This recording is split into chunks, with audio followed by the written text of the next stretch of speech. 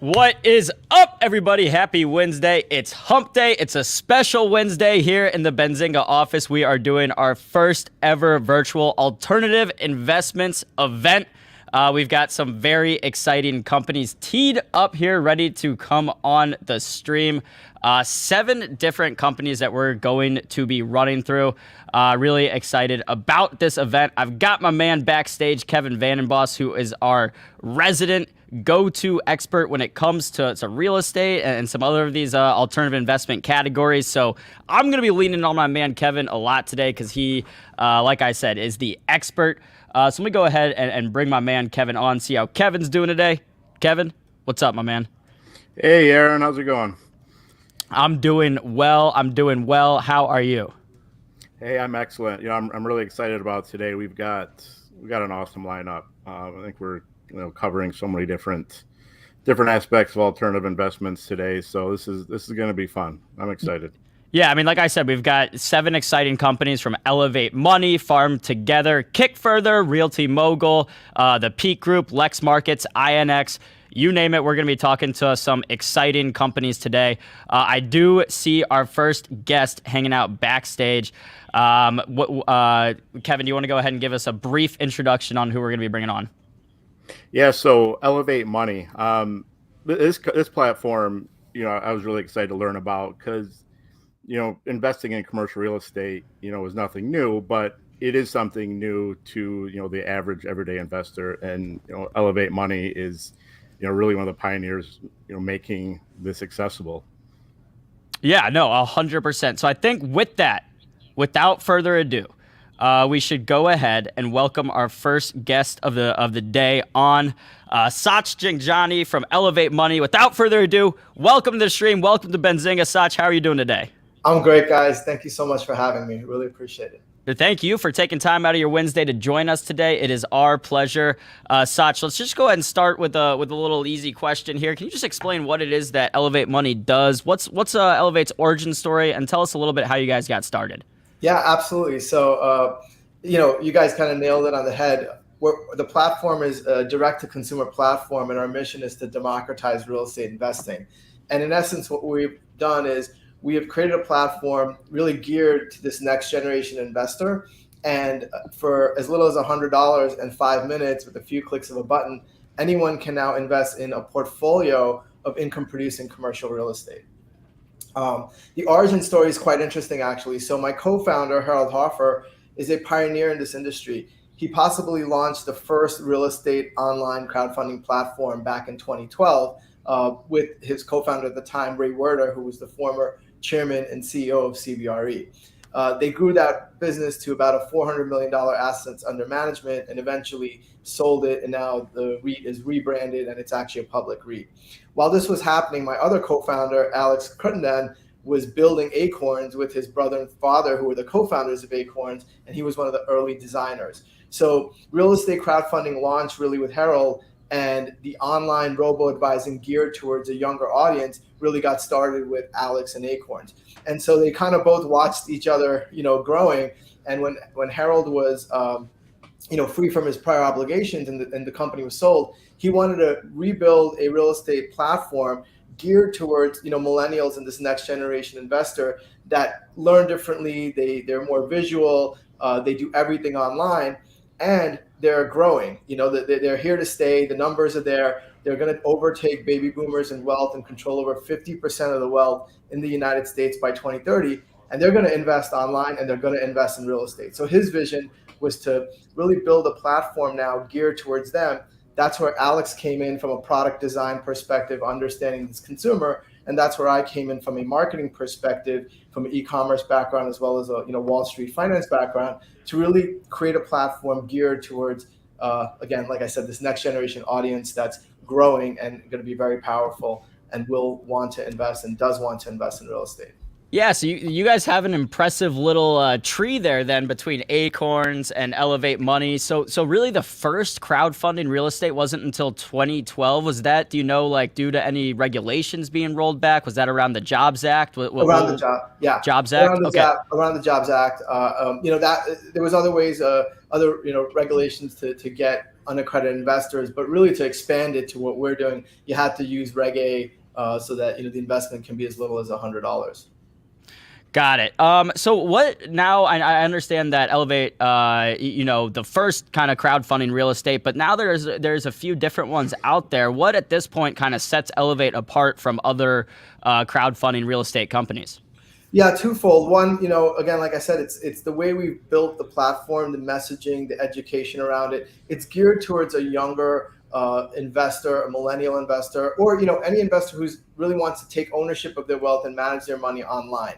And so we were trying to make real estate investing simple. It's very easy to get started, easy to dive into, and we want to give you bite-sized pieces of education so that as you grow and build more wealth, pardon me, you're more knowledgeable about what you're investing in. The second part of it is the strategy. I think we're the only platform that allows you to really invest in a portfolio of the single tenant commercial real estate. And the reason we picked this concept was it's income producing, it's lower on the real estate risk spectrum. We buy these assets on modest leverage with 60% leverage, and an economy that is going to be a little dicey. Rates are higher, inflation is higher. You want to know that you have a really good chance at one, protecting your money and earning interest on it to keep up with inflation.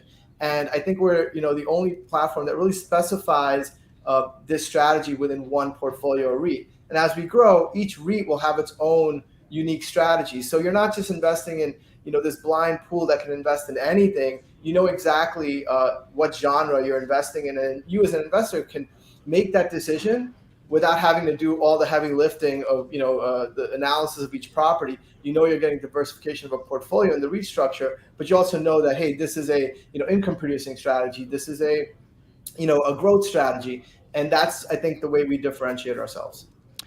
Yeah, and that's really interesting. And like I said, you've got kind of a number of those different crowdfunding real estate platforms now, and for a while, even before the Jobs Act, I believe at least, REITs have been around, a way for people to kind of invest in real estate if they can't maybe afford that rental house or that commercial building. They could buy some shares of a REIT.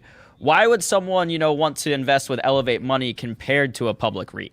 Yeah, that's a great question. One we get, often. So just to kind of step back here, there's $3 trillion currently in the United States invested in REITs. $2 trillion is in publicly traded REITs, and $1 trillion is in private REITs. Most wealthy individuals and institutions have a lot of their money in the private REIT sector. And the major difference is when you're a real estate investor, you need to be a long-term investor. This is not, something you're trading in and out of and trying to flip. You're actually trying to build wealth and reinvest your dividends and earn income on that income and grow that over a long period of time. That's how wealth is built. So for the longest period of time, private REITs were only accessible to institutions and wealthy investors. Elevate.Money, again, is democratizing that and letting the average investor, take access and play in the same field. Now, the reason that you wouldn't just do the public REITs is because of the volatility. So public REITs this year are down quite a lot. They're reflective of the emotions of the stock market, right? In essence, they're traded, back and forth every single second. And if investor confidence is gone, regardless of what the real estate's worth, the supply demand will change the price of that security. Where a private REIT, you don't have the trading going on all the time, and you get the repricing when the real estate actually just shifts every several months or every year, and you account for that then. So it takes away the volatility and the emotion, and it's money tucked away that's growing over a long period of time. And if you're earning strong yields, even if you have a down market, you can sustain that and your money is still going to grow because you've already earned so much money on it and you've compounded that return. If you're a long-term investor and you're serious about this and you're not just trying to flip it and trade it and move things in and out, you want to just have a passive income solution, a private REIT is a much better way to go, in my opinion. Got it. So maybe if I thought, okay, I want to be bullish, real estate for the next 2 weeks, a REIT might be better. But if I'm a long-term guy, I come to you, Sach. Exactly. Got it. All right, well, I'm going to let Kevin take over this next question. Yeah, you talk about, giving access to the average investor. With Elevate.Money, do the investors have to be accredited? They absolutely do not. So, $100 minimum, there is a onboarding flow. It's very quick and easy. We ask a few questions. the main thing is we need to know that you are who you say you are. We connect your bank account. We verify that you have the ability to invest whatever you say you want to invest. You're sort of limited to 10% of your overall portfolio. You can invest in Elevate Money's real estate. And that's about it. So really it is, we have people who invest, again, as little as $100, and we have people who put, tens of thousands of dollars into the platform. Yeah, awesome. So, I mean, sorry, go ahead, Kevin. You're saying, I'd say probably the majority of the crowdfunding platforms out there, require investors to be accredited. Can you just give like a little bit of an explanation of like how you're able to do that differently? Sure. Yeah. I mean, at the end of the day, it's just more expensive, takes more time, and you have more regulation. So, through Regulation A with the SEC, you can file under that. You can raise money from, crowdfunding. You can raise money without high minimums, and you can also raise money from average investors that don't need to be accredited. To do that, it's more expensive, it takes more time, and there's more scrutiny on us because the SEC and FINRA want to protect the average investor. So we have to be careful, what we say, how we market, and all of those things. So there's challenges to doing it, but we believe the benefits outweigh the challenges. One, because that audience is growing, and two, we believe that one of the major sort of problems that we're facing long term in our country is sort of this wealth gap that continues to expand. And so we can't wait for the government or somebody to come save everybody and sort of, start to turn that around. What we're trying to do is provide the tools, the resources, the education, the access, so people can take ownership of their own, lives and wealth, and they can build their own wealth according to wherever they are, and at least keep up with sort of the rate of change. And we're seeing it now with inflation. If you're not earning money on your money, I mean, you're losing money every single day. So it's important that we did that, but we're able to do that. There are legal ways and regulations we have to kind of follow through. They're just more expensive, and there's more scrutiny to do that. Got it. I think that's great that, everyday people and people who aren't accredited investors are able to get access this way, Sach. Moving on to kind of, and I'm sure I'm the first person to ask you about this over the past few months, but I want to talk a little bit about the current, real estate market. A lot has been made about rising interest rates, a slowdown on the commercial real estate side. Where do you see that where we stand kind of right now? Why might now still be potentially an attractive time to invest in real estate, even given all the uncertainty out there? Yeah, I mean, that's a wide range of things to sort of touch upon. So first and foremost, I mean, rates, are going to affect real estate prices no matter what, right? I mean, real estate is if you're looking at single family residence, people buy homes really based on how much they can afford on a monthly payment. If your mortgage rate doubled, your monthly payment went higher. What you can pay for a house has to be lower. Over time, the market has to adjust to that. So, we have to see housing prices come down for where people can afford them. I mean, that's just simple math. That's going to take some time to work itself into the system. That doesn't mean housing's dead. It doesn't mean the world's collapsing. It just means that we've got to reprice to what people can afford, right? That simply makes sense. On the commercial side, it's kind of the same thing. You take on leverage. So we take on 60% leverage, which is very modest. We're not taking 80, 90%. But the reality is that when you're borrowing money, you have to earn the income above the money you're borrowing to be profitable. And so if the cost of borrowing is higher, the price has to come down so that the math works for the buyer.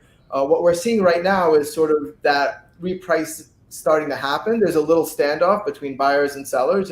Buyers say, hey, we don't have to sell right now, and we want to see how things shape up, and maybe we believe prices will go higher. That could be true. Sellers are saying that. Buyers are saying, hey, wait, we got to borrow at a higher cost. Our what we're willing to pay you is less. So that repricing is going to happen. When you're an investor in real estate, I think it's important to understand what you're investing in. So, for example, when you're investing in a REIT, you have a blended portfolio, you have a lot of diversification. Those are great benefits. But with Elevate Money, what's interesting is timing, right? Timing is a big component of investing.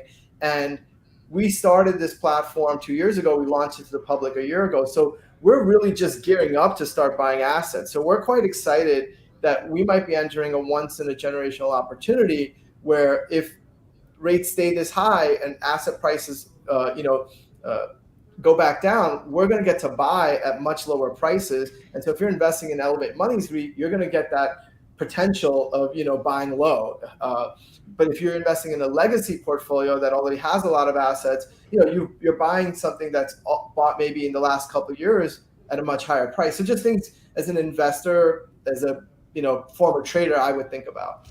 Yeah, no, I think that makes a lot of sense. I think right now, like I said, I mean, the markets have just been crazy. Economic uncertainty, actually a time that we've seen a lot of people start looking toward alternative investments, saying, okay, if the stock market, bond market, all these traditional things aren't working out, what's going on in real estate? What's going on over here? So definitely an interesting time to look at the landscape of kind of all the, investment opportunities out there. Are there any specific property types that you see as being, kind of especially attractive right now? Yeah, I mean, the sector, like I said, that we chose, we did it for a reason.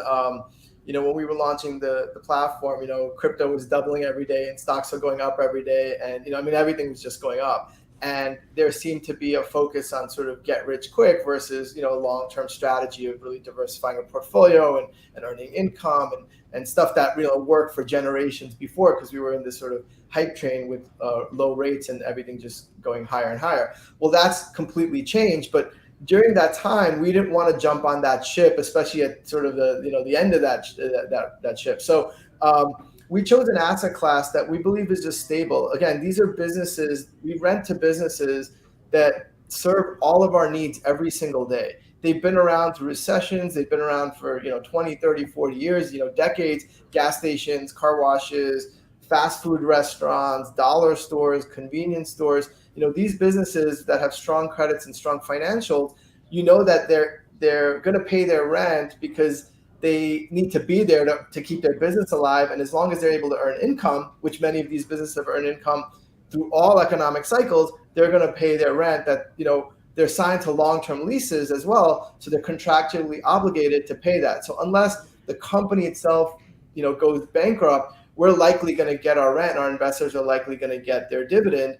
And if you can diversify those by tenant type, by location, by lease term, by business type, by credit, you've really spread that risk around. And so, I think there's a lot of attractive real estate to buy, and it's going to get more attractive, and we're excited about that.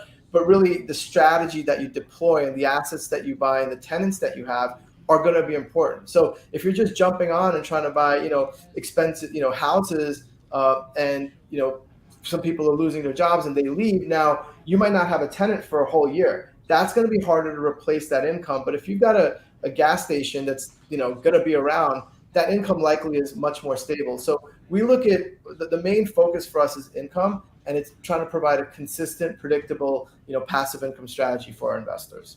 Yeah, and so Sach, I also noticed that Elevate Money's properties right now seem to be kind of located in college towns. Is that planned? Do you think that will continue? It's not specific to college towns, but we do like the demographics, right? They make sense. I mean, if you're these businesses that I mentioned and you have consistent sort of growth and traffic in your area, people will shop and they'll run their errands and they'll go get gas and they'll go to the convenience store and so on and so forth. So we do look at towns that have the right demographic for the property type that we're looking for. Our CIO, David Perdue, who's bought $500 million of real estate in this sector before, he looks at 200 properties a day. So that's not a specific thing, but it definitely helps, in the analysis. That makes a lot of sense. Yeah, and I went to school at a town where there was a college town, and I was friendly with a lot of people that were investing in real estate and stuff there, and it just seems like a great market to do so. Like you have the university there, kind of a guaranteed people coming in every year to pay rent and whatnot. Exactly. All right, Sach. So let's see, because we're wrapping up here. We've only got about 2 minutes left. Okay. I want to hear just about what's kind of on your roadmap for Elevate Money, and where do you see the company going long term? Yeah, I think we have an exciting roadmap. Like all platforms, we're adding more features, gamification, education, ease of use to the product itself. From a real estate perspective, the goal is down the road over time to obviously add a lot more portfolios in this in this current REIT, in the single tenant net lease strategy, but then to add other strategies like multifamily and so on and so forth. There's some partnerships that I can't talk about right now that we're working on that could be on the product, roadmap as well from a very specific REIT strategy. But one of the really exciting things that I think long-term that we see in this space in general, and we see as part of it, is we don't see a lot of these platforms, these robo-advisors or IRA custodians, if you will, as competitors. We really see them as future partners. There's the same investor right now is being asked to create a login and connect their bank and build a profile in all of these different platforms to do all of these different things.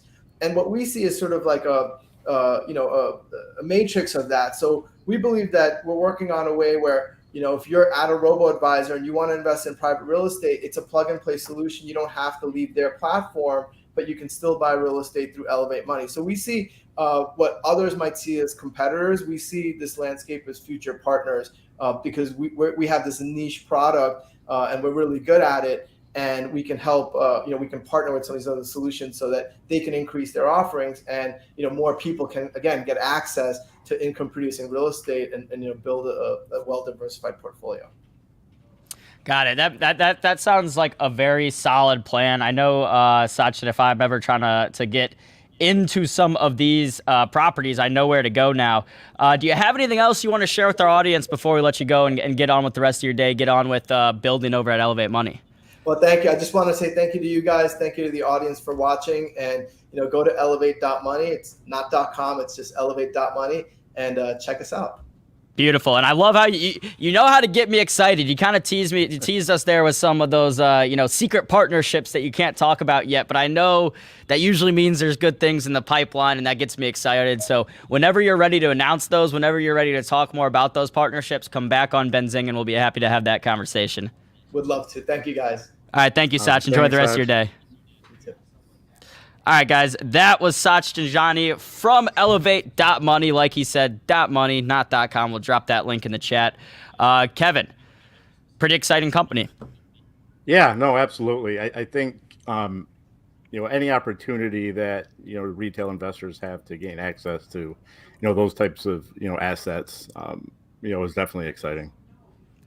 Yeah, it's really cool. I mean, because this is really like truly the first time now, and we're in 2022, like where individual investors, people who don't have a lot of money, people who aren't accredited investors, can do things like that. Like it's been the case for a few years now, but really in terms of historically, like we're at a very cool time right now where people can start diversifying their portfolios in ways they were unable to do a few years ago.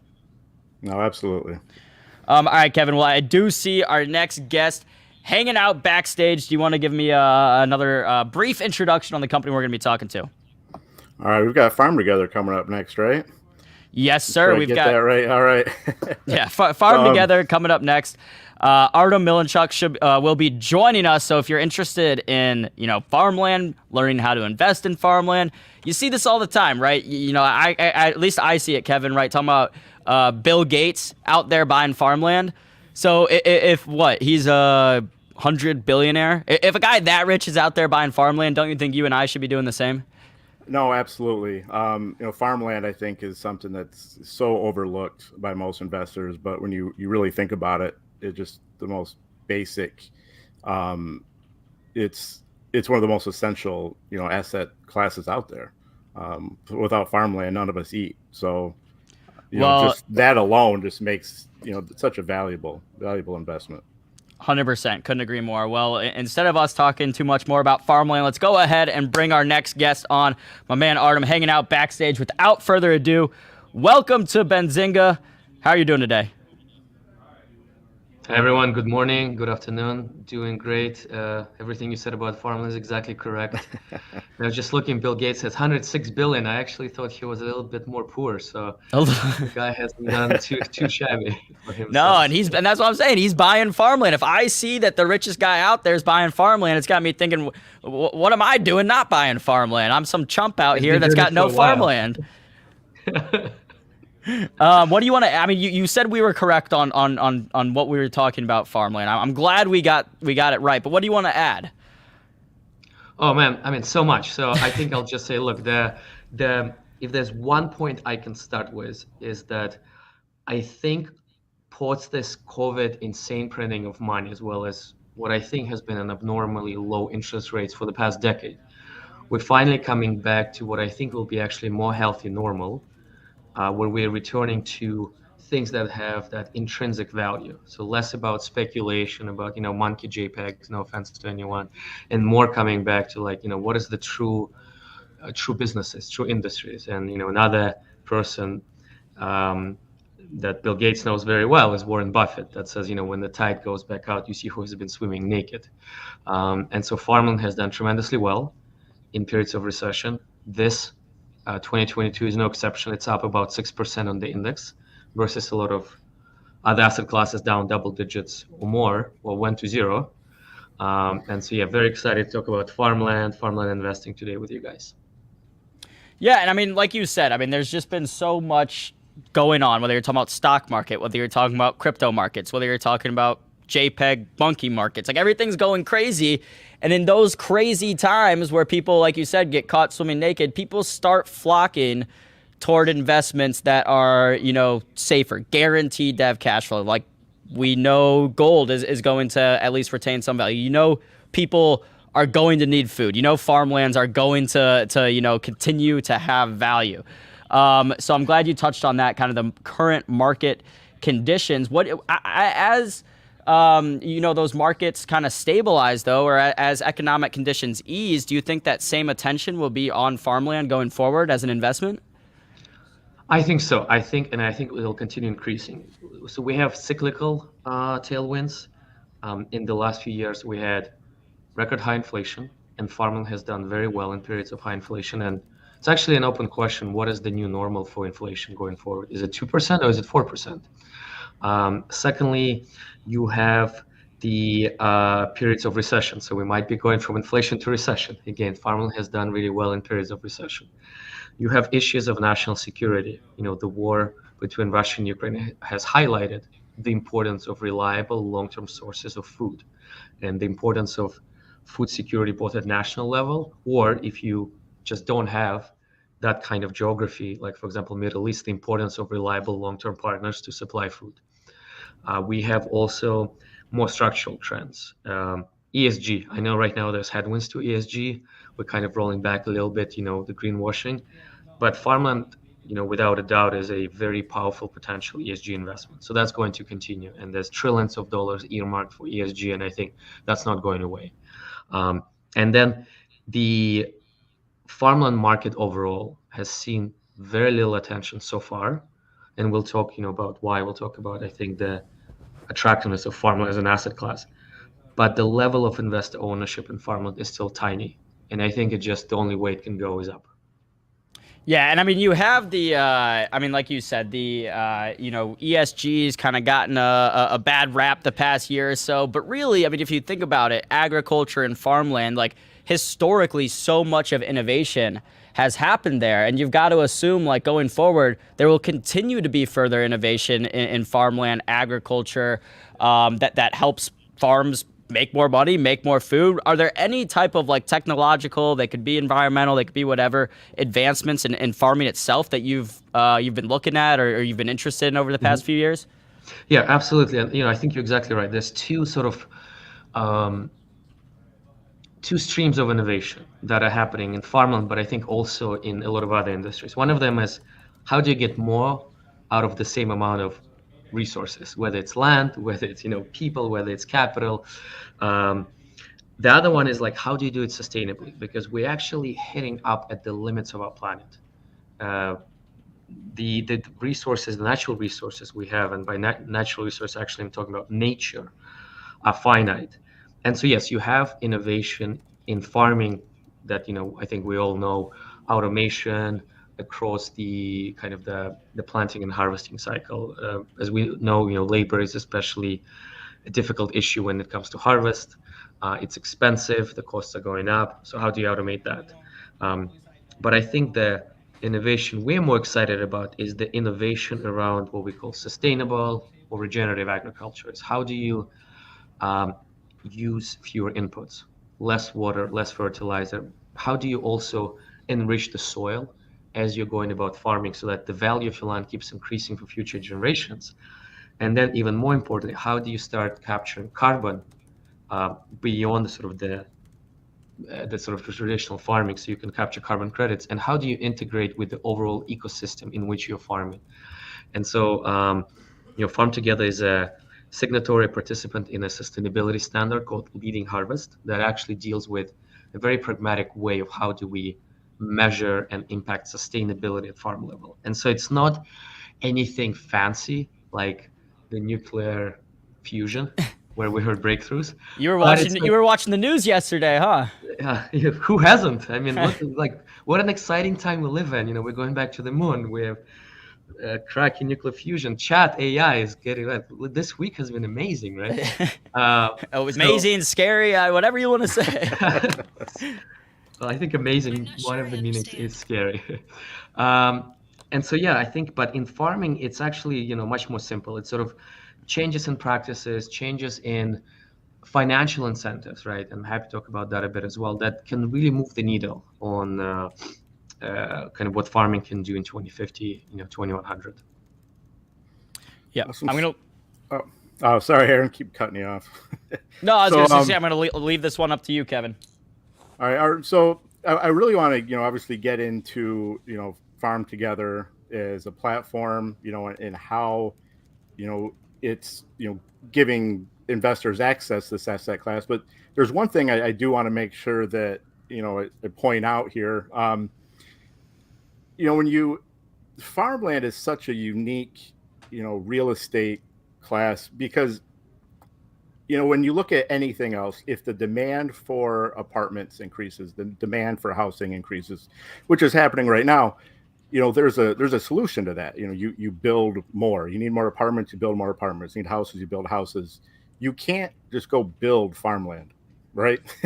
And what's actually happening is, these other property types are being built. It's cutting back, the amount of farmland that's available. So, just something I wanted to make sure I pointed out, and people realize that it is a scarce, asset class. We can't just simply create more of it. You go cut down a rainforest, and that's not doing anybody any good either, though. So, but anyway, I really, tell us, how you guys started, what Farm Together does, and how you're really giving access to, the average investors, to this type of asset. Yeah, absolutely. So the idea of Farm Together came to me around 2015, 2016. At the time, I was up in Canada working for one of the largest pension funds in Canada and in the world, Ontario Teachers Pension Plan. And for those who might be a little bit familiar with the Canadian pension fund system, they'll know that... Are you the one that told them to invest in FTX?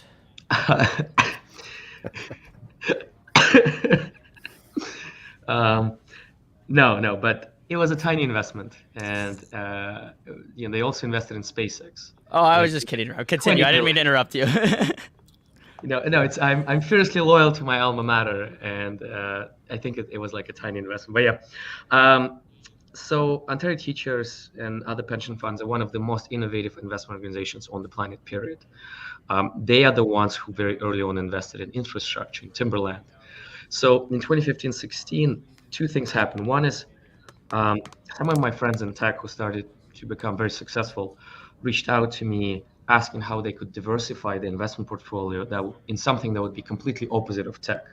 And so I recommended farmland, and they could find very few ways to invest in that, which was really surprising to me because, it's a huge asset class. And then at the same time, Ontario Teachers, that I thought, just does everything and anything, at the time was just starting, or I think hasn't even started to invest in farmland.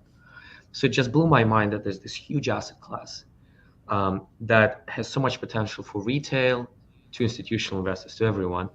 And there were so few options to invest in it. And so I thought that, you have a very unique opportunity as a person who loves investing deeply to define and open up a new asset class. And so that's kind of how I got the initial idea.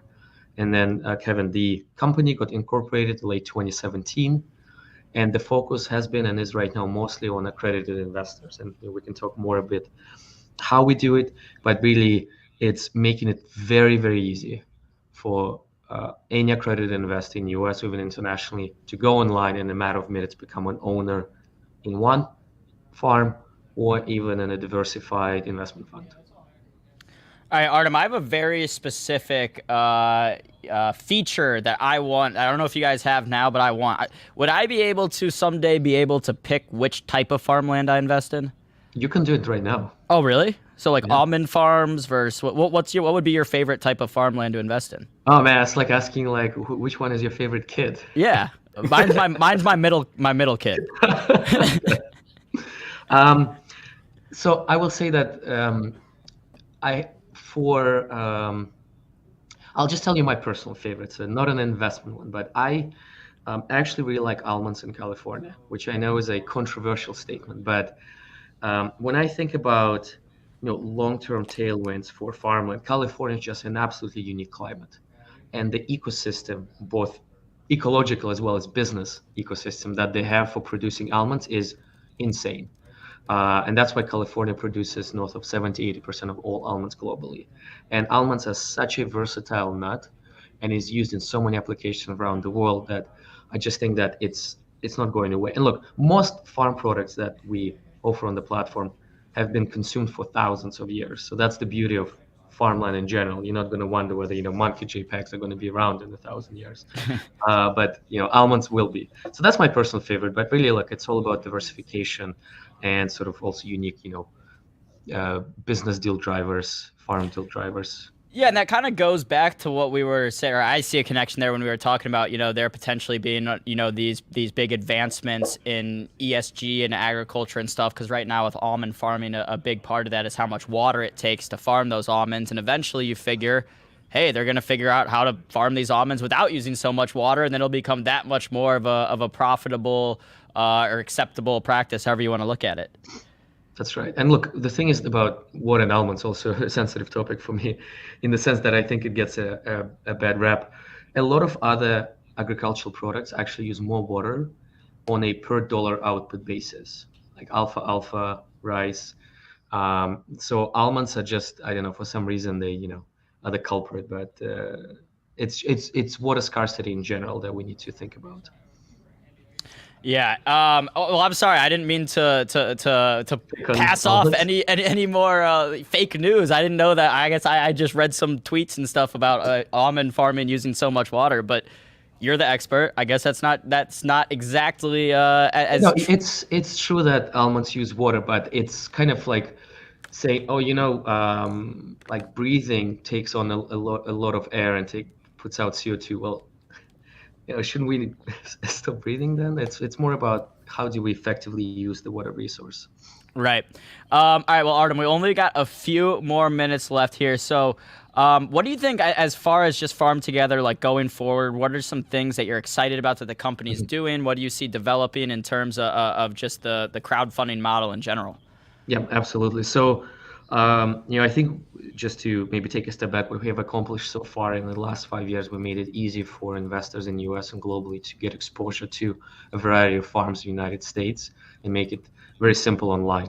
So our goal is just to continue with our core mission of opening up the asset class to all investors, as well as bringing scalable, efficient, transformative, as we say, capital to farmers. And in a lot of ways, we bring capital to farmers in options that they don't have anywhere else. So it's really flexible capital. So the goal is to continue expanding also globally, opening up other markets, for example, Canada, Latin America, Australia, introduce more investment products through which you can invest in more investment products, financial products to farmers, to keep investing into our underwriting capabilities, to be able to open up more farm. Right now, we're very much capacity constrained. Like there's no constraint on kind of the product market fit. It's really about how can we do more? How can we bring more farms to the platform? And that's really it. The core, we're a tech-enabled farmland asset manager. That's our core mission, and that's how we position ourselves. Yeah, that sounds really good. I'm really excited about seeing kind of how the farmland crowdfunding develops further. I think Kevin's got one more final question for you. Yeah, I think I saw got an email from you guys yesterday. Maybe I'm off here, but you have a new offering on the platform this week. Is that right? That's correct. Yes. So it's called Rose Rock. It is a pecan orchard. It's one of the best nut operators in United States, Raptor. We've done previously a number of hazelnut deals with them in Oregon, and this ones are in Oklahoma, I believe. So yeah, if people are listening, check it out. I think it's going live actually as we speak. Oh, awesome. Okay. All right, well, Artem, if you've got anything else you want to add or let our audience know about, we've got about 1 minute left. Otherwise, it's been a pleasure to have you join us this Wednesday. Where are you joining us from, by the way? I'm in New York right now. Oh, okay. So, yeah, you're same time zone, getting ready. We're coming up on noon Eastern here. Yeah, thank you. No, thanks so much for having me. I think for me, it's just always been great to kind of bring the gospel of farmland investing and to highlight that it's a historically safe, uncorrelated, low volatility asset class. I think it can benefit almost any investor. I certainly enjoy having a number of farm deals in my portfolio, and it's been great to be on your show. Thank you. No, thank you, Artem, and I'd love to have you back on if we ever need to talk about what's going on in farmland. Next time I see some big story about how much farmland Bill Gates is buying or something, you're going to be my expert that I bring on to talk to. Fantastic. Or any more Canadian teacher fun stories. Indeed. Okay. All right, Artem, well, enjoy the rest of your Wednesday. We'll chat soon. Thank you. Say hi to your middle one. All right. Thanks, all right. Artem. Oh, sorry about that, Kevin. Didn't mean to cut you off. No, I'm good. We've got that link in the chat, farmtogether.com. And look, they have the feature that I wanted on there, being able to select which farmland to buy. I mean, Kevin, that's very important to me. I don't know about you.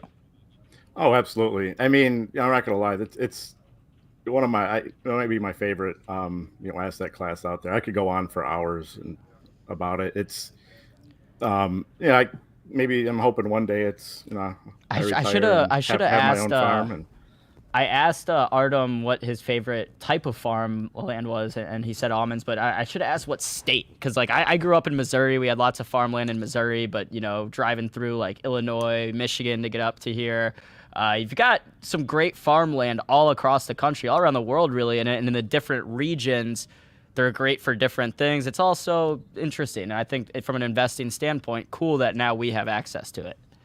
No, absolutely.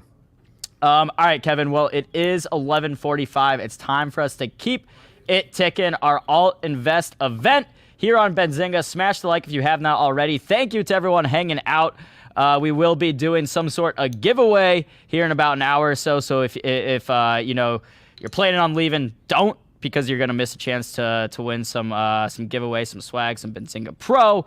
But all right, Kevin. Our next guests I see hanging out, we've got David and Erik from Kickfurther. You want to give us a brief introduction before we bring them on? Yeah, so I mean, we've been talking about real estate so far this morning, but Kickfurther is we're gonna change it up a bit. With this platform, you're actually investing in companies like inventories, like their purchase orders and stuff.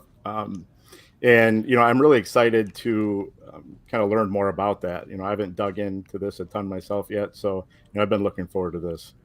Awesome. Well, without further ado, let's go ahead and bring David and Erik on. We'll give them our very special intro bumper, and when we come back, we'll talk to David and Erik from Kickfurther.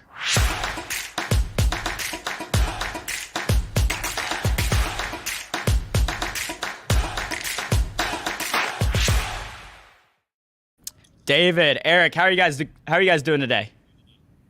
Awesome. Hey, Aaron. Pleasure to connect. Yeah, of course. Welcome to the Benzinga Alt Event. Before we get going, I gotta say, so one of my best friends is the punter for the Detroit Lions. He'd love the name of your company.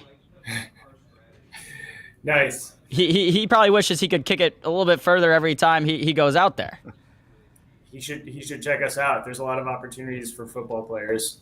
I'll tell him to check out Kickfurther. Like I said, he'll like the name. Well, before I'll send him this video. Why don't you give us a brief introduction of Kickfurther, what it is you guys do, and I'll send him that clip. Cool. I will. I'll get started, but I think Erik is having sound issues. I think you were trying to. No, I think they're resolved. Oh, you're good. Okay, cool. Well, thanks for having us, guys. We are Kickfurther.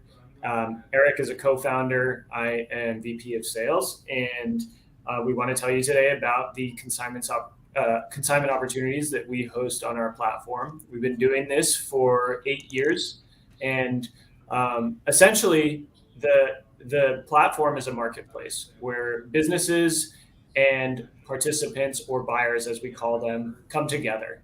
And the businesses are generally small to medium size. They're all CPG. So think of any physical goods that you can buy on Amazon, at Costco, Target, Walmart, Whole Foods, across pretty much every product category. If you can hold it in your hand, put it on a shelf, the businesses that are producing and then selling those goods, they have to put out a lot of cash to be able to run, operate, and scale their business. And there's this gap in cash that occurs when a business needs to pay their factory or raw materials suppliers that they're purchasing from and then assembling finished goods.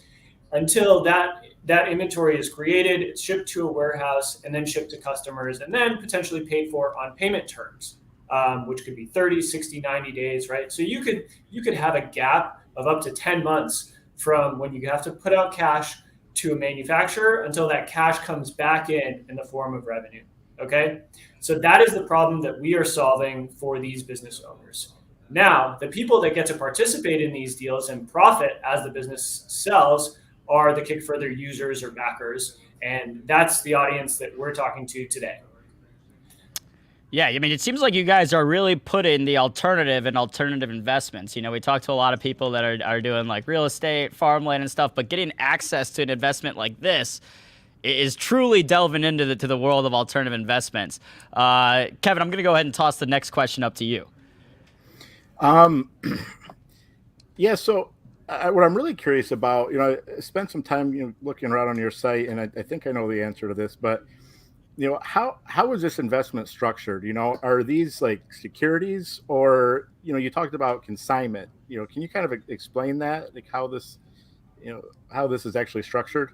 Yep. So every deal we do is operated under a consignment agreement, and what that means is Kickfurther is purchasing inventory on behalf of the participants that are putting up the money for that inventory. Okay, so we're buying the inventory for the business. The business needs to produce 10,000 water bottles. They're $10 a piece. We collect $100,000 and we buy that order of water bottles. Okay, now the business produces that inventory and then sells it on behalf of Kickfurther under consignment. Okay. As they're selling through it, they're collecting proceeds. That triggers the consignment, and then they essentially buy it back from us plus a consignment profit, which then goes to the participants in the deal. So it sounds to me like, I'm not trying to say this is like a risk-free investment by any means, but it sounds like you are eliminating like certain risk factors. I mean, you're not just giving them money and then hoping they pay you back. Like, absolutely, they're having to.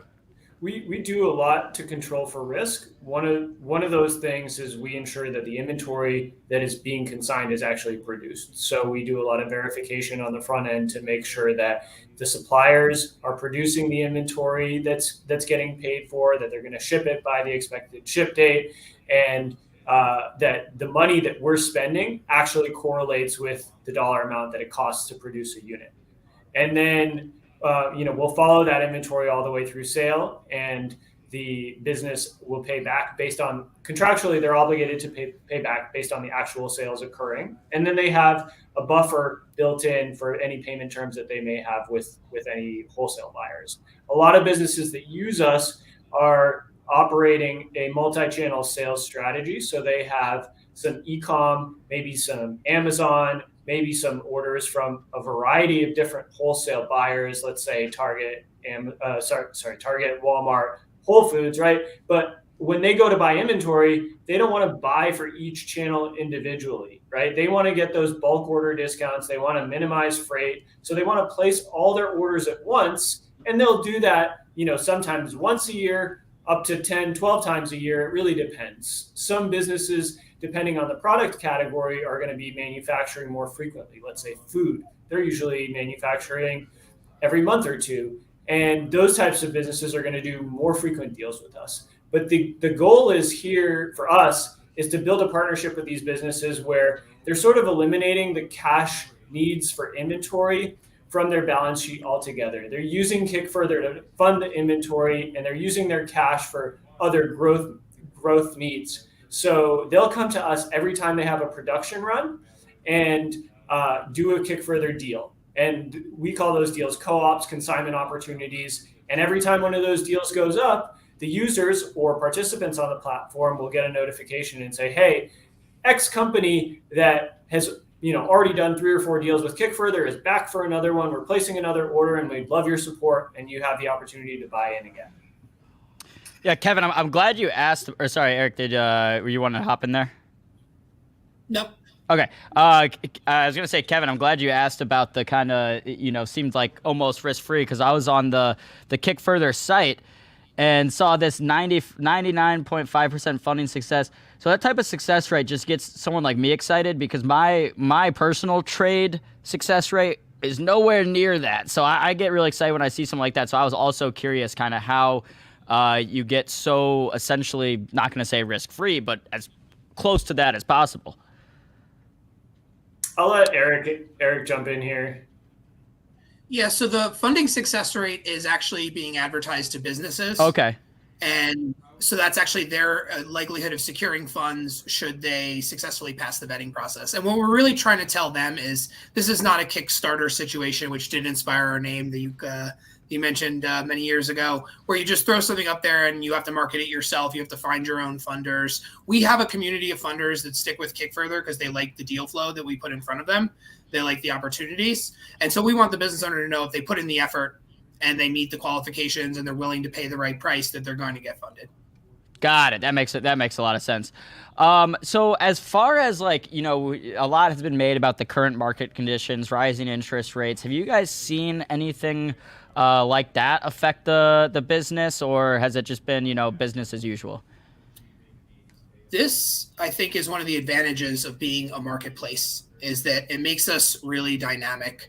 We have our own vetting process about what we allow on the platform and what sort of pressures we put on pricing. But ultimately, the individual funders would be the people who decide how much to put in and to which deals. So we actually have functionality where you can set the sort of criteria you're looking for your deal, and you can fund at that rates. And what we see is that when conditions change, people demand higher rates from the businesses because they sense that the risk is elevated. So an example of that I would provide is, when COVID first sort of broke out and there was a whole series of lockdowns, a number of providers of financing sort of closed their doors and were no longer able to provide financing. We actually got an influx of businesses. And what happened is the deal sizes got smaller to reduce risk and the rates got higher. And that means that people were able to continue to participate, continue to deploy capital, and continue to earn returns during this period. And as it turned out, it ended up being a banner year for Kickfurther investors because, the physical goods space and e-commerce in particular had a great go. So there's different portions of the retail market that are going to be successful in different economic environments, and the marketplace is set to sort of adjust based on those conditions. One of the things I thought of, as soon as I learned about your company is, I watch a lot of Shark Tank. In at least one company in every episode, that's what they're talking about. The sharks ask, what do you need this money for? They say, well, we have all these, we need to fund purchase orders. We have all these orders coming in from this store online or whatever, and we can't fund it. So, to me, if that's the thing, coming to Kickfurther, with the type of terms that you guys are offering makes a lot more sense than giving up a bunch of equity in your company just to fund today, and then you still have to worry about tomorrow. But what I'm wondering, what does the typical company look like that's coming to you? Are these mostly younger companies that are maybe having cash flow issues, or is this the type of thing that I guess essentially even very well established companies could still benefit from by maybe freeing up some of their current cash to take care of this? But I guess just overall, what does the typical company look like? It's funny you mentioned that about Shark Tank, because we serve a number of Shark Tank companies. You know, even the activity of being on Shark Tank is such a publicity boost that it drives sales enough to cause a cash pinch. And so, you know, just to give you an idea of the stage and size of the businesses that we're working with, primarily they're earlier stage in maybe the first 5 years of their business, but we do plenty of business with companies that are, you know, 5 to 20 years old. And there's really a number of events that could trigger a need for capital. The ones that we're really focused on are the growth events. So that is opening up a new sales channel, adding a new product category, any sort of change that's going to cause a need to buy more inventory where there isn't an additional revenue stream being created to support that in advance of it, right? So if they all of a sudden sign a deal with Walmart and Walmart says, I want to put you in 500 stores as a test, and next is 10,000 stores, what do, right? Overnight, you have to produce twice as much inventory as you've ever produced in the past. You don't want to walk away from that opportunity. But when you go to your bank, they say, well, your credit line is what it is. Maybe we can add 10% to it, but we're certainly not going to double it. And when they come to Kickfurther, we evaluate the health of their business and we look at the opportunities to sell and we look at the history of production and we say, why don't we give you the funding to produce this order that's going to support these sales that you have coming in? Okay, what are the what's the process like, for investors? I'm sure somebody watching this right now, I mean, probably a number of people, think this sounds pretty interesting. So they come to Kickfurther, they're looking at, using this as an investment vehicle. What does that process look like? Sure. So one of the things about Kickfurther is that because of our legal contract, consignment contract, any U.S. resident over the age of 18 is able to come sign up on the website and immediately start to participate. They can contribute funds by bank deposit, or they can purchase Kickfurther credit with a credit card for a fee. And we do have a community of people who do that pretty actively, so kind of on both sides. And then what they're doing is they're either evaluating deals individually by looking at each deal, looking at the terms associated with certain data that we provide, like the credit score of the business signer, the revenue category of the business, years in business category, that sort of information, as well as a bunch of more subjective information provided by the business, describing what they're going to use the money for, what their inventory is, what their business is like. Or you can use that new feature that I was speaking about previously, where you get to set a series of criteria and you can earn allocations, which are sort of like a reservation on deals that meet your criteria based on money you've put in the platform and other sorts of things that we like when you do. And then you can kind of sort of auto participate on that basis. What's crazy is you can buy anywhere from like just over $20 worth of inventory to hundreds of thousands of dollars. So we've got people who are, 100x other users on the platform, and they're both able to participate side by side at the sort of basis that makes sense for them. And then honestly, one of the real advantages or what differentiations of Kickfurther is that the cash starts coming back quickly, right? So these deals are scheduled for 1 to 10 months. They can go longer if things go awry, but for the most part, you're getting payouts within 1 to 3 months that are cash flow to your account. You can then reinvest those into other consignment opportunities that you want to fund on the site. So you kind of that time value of money really works there, and you're not locked up for a long period of time. You're liquid. There's no fees to participate, and there's no fees to withdraw money. So as of now, unless you want to use certain special features, it's completely fee-free for the users. What we see is that people tend to come on the platform. They're a little disoriented because the language is unfamiliar for a variety of reasons, and we recognize that. We try to provide people materials, and they get a sense for what's going on. They try it out, and then once they have a good experience, they sort of double down. So we had a user who was referred by a blog that sort of focused on people who are maximizing their credit card benefits. He was referred a few years ago. He didn't actually activate at that time. Some of our marketing email recently activated that user. They purchased Kickfurther credit. And since June of this year, they've made 183 claims, so $400,000 of claims, and have a few $100,000 of credit waiting to deploy. So what we find is that the people who like it a lot because it provides sort of regular cash flow returns. You're not investing in equity, so you're not really betting on the long-term viability of the business. It's not a venture model, right? You're really looking for a large success rate. You're looking to spread it across a wide variety of retail sectors. And it's pretty fun because you actually have direct communication with the business. So you get updates from them. You can ask them questions. You actually see which products they're releasing. So you kind of get the access that maybe an equity investor would get with a sort of hands-off approach. That is a really cool, kind of approach. Like being able to have, like you said, that direct connection to the business, feeling like you're invested directly in the business, being directly invested in the business, but without, having like being tied to that equity, just having, essentially, having equity in the returns from the inventory. I think that, like I said at the top, like this is truly an alternative investment and something that I find personally interested. And who knows, maybe my friend who's a football player who like the name will be interested in as well. We're looking for that sponsor. If we can't get Lionel Messi, we're going to look for your friend. Yeah, no problem. Any soccer players, football players, I'm sure they would all love that. So last question, because we're running out of time here. Where do you see just kind of going forward? What are some, exciting developments that you see happening at Kickfurther? What are you guys, real amped up about? I can start, and I'm sure Erik has some to add.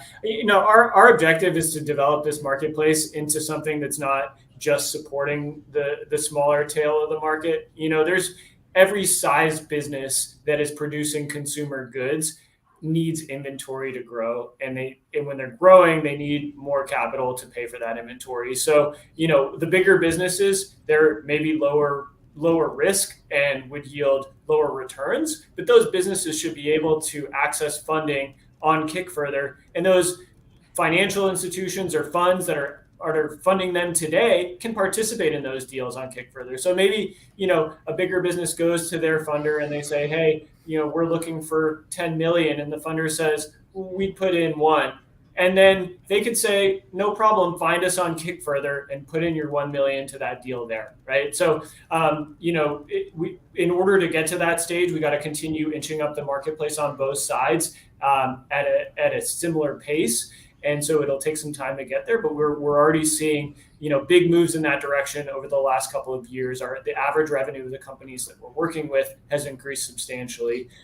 So it's exciting to be moving in that direction. We also plan on opening up some related products that the same user base will have the ability to participate, potentially in the AR or PO space.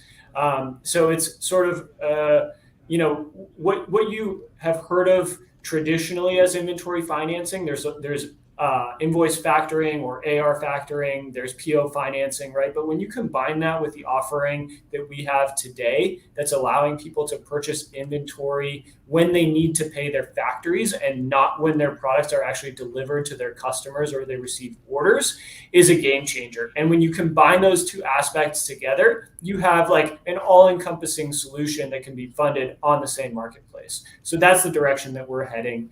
And Erik, as head of product, is developing, a lot of the support and technology that we're going to have running those new ventures that we're working on today. So maybe you have something to add there, Erik. I'm really excited about the account receivables product line because it's just generally more secured, right? This is generally inventory that's already been delivered to a highly qualified customer, and the client has a bill and you get to finance a portion of that bill. So that'd be an entirely separate sort of product, but it's the same inventory. It's the same physical thing that's being delivered and then being converted into a receivable. So we're able to kind of double dip in that regard in a positive way, hopefully. What I'm really excited about, and this is sort of something I deal with constantly when my CEO is looking to put together investor decks, but our focus over the last 2 years has been under the hood. So fundamentally, we are selling dollars to businesses. And in order to, make this capital available to businesses on our marketplace, we depend on our users. So even though we're not the ones putting up the cash, we are not going to be successful unless we have a sort of broad supply of user dollars, of people who are looking for different risk levels and different companies to participate in. So a lot of what we've been doing is investing in a data infrastructure to improve our returns. and to improve the performance of the platform. So not only are the companies getting larger in terms of revenue, but they're getting more qualified on a financial basis. So we're trying to really curate what we put on the platform. And then on the flip side of that is we're trying to release more data. In the past, we had issues with processing data in a consistent way because we deal with businesses in so many different sectors, selling through all these different sort of sales channels and different industries. So we weren't able to properly productize the data and give it to the funders in the way we'd like to. So I talked about those criterias that people would be able to use in order to select with their funding. We're going to give them a lot more information about the business they can use to set those criteria and hopefully develop their own strategy on Kickfurther. Got it. Well, we are running a little bit over time here. It is 12:09, a couple minutes over. But Erik, David, thank you guys for hopping on the show today. Real quick, because I did see a question from the chat that I wanted to get to. If we can get this answered in like 30 seconds, because we do got to run. Graham said, any kind of return guidance Kickfurther can offer.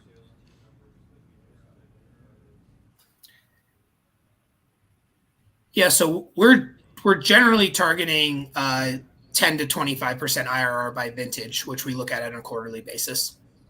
Beautiful. All right, guys. Well, David, Erik, again, from Kickfurther.com, we'll go ahead and drop that link in the chat. Thank you guys for joining us today. It's been a pleasure talking to you guys, learning more about the platform. Excited to check it out further. Thanks, Aaron. Thanks, Kevin. It's been great chatting with you guys. Thank you both. Yeah, likewise. Thank you, guys. All right, David and Erik, enjoy the rest of your day. It is time to get moving, keep it ticking on the Benzinga Alt Invest event. Like I said, we're running a few minutes behind, so we got to keep it ticking. Without further ado, I see our next guest hanging out backstage, Brian Sigler with Realty Mogul. Without further ado, let's give Brian our very special Zinger Nation intro, and we come back, we'll be talking some more real estate.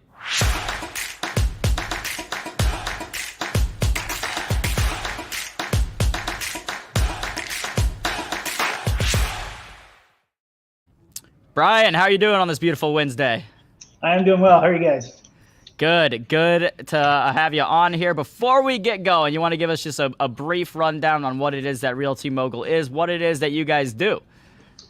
Yeah, sure thing. We're effectively an online marketplace for investing into commercial real estate. So we have various alternatives available, depending whether you want to go into individual private placement or specific property offerings, or more diversified structures like REITs.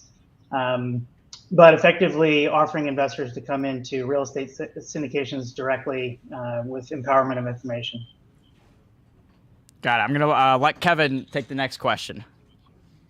Yeah, so I mean, I'm pretty familiar with Realty Mogul. Definitely some interesting offerings on there, all the time. What's, I guess, some of the criteria, I guess, for the types of sponsors or the types of properties that you're bringing onto the platform? Yeah, I mean, the platform is open to, effectively all markets that ultimately make sense. But from a sponsor perspective, Jillian Hellman, our CEO, her adage is always, real estate has historically been, has been location, location, location. Her adage is people, people, people. So all about the sponsors that list the offerings and license the software from the platform. So you're really looking for minimum qualifications surrounding assets under management, historical track record, specifically to the market that they're bringing to the platform. So offerings that come to the platform from a sponsor often look, very similar to a big portfolio of historical performance that sponsor has executed on previously. But, looking at the sponsor's underwriting, making sure that everything is sound and presented in a manner that doesn't have any red flags. We do, in terms of individual vetting and so forth, we have individual employee site visits at every single offering that goes to the platform as kind of a differentiating, check and balance. But really at the end of the day, I mean, it is about the people, it's about the sponsors that operate, it's about how well they know their market and how well that they can navigate, and especially in this given market, how well that they can navigate anything thrown at them. Okay. One thing I like to touch on, I think some people that are new to this type of investment, kind of assume that, people will take deals to like a marketplace like Realty Mogul because they can't get capital anywhere else, but I mean, I don't think that's not really the case, right? I mean, this is, has become really an attractive opportunity for, the investors out there doing deals, developers, people putting these, um, these projects together and, buying these assets. Um, so can you touch on that a little bit? Like, why do these companies, come to Realty Mogul, um, seeking capital? It's a really good question, and it's evolved over time. I mean, I'll be candid. So I joined the firm in 2015. We were founded in 2012, and I think, getting started in the space, there was proof of concept. It was, walk before you run, and sort of establish relationships with sponsors, and certainly that fear was there. You would get the bottom of the barrel if they were, coming to this alternative. But the reality is, it was a curiosity from a lot of institutional sponsors, even from the get-go. Whether it was dipping a toe with a smaller allocation with the platform just to test out that medium.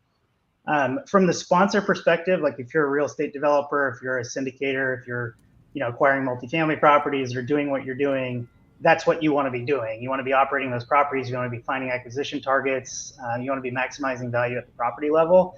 Very few sponsors, some have this discipline in-house, but very few sponsors want to interact with individual investors day to day. I mean, that's a heavy lift, especially if you're syndicating a good amount of investors coming into your offering.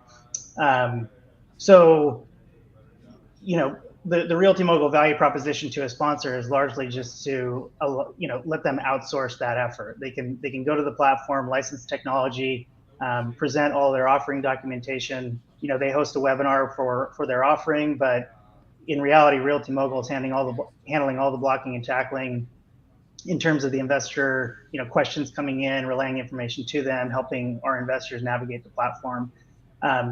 But your question is intuitive in that, I think there has certainly been an evolution of that. Since the time that I have been here, you see more institutional sponsors sort of tapping the well, recognizing that this is a legitimate capital markets medium that is there and takes a lot of pain away from, what they could otherwise be doing to create value at their organization. Okay, yeah, that makes a lot of sense. Thank you.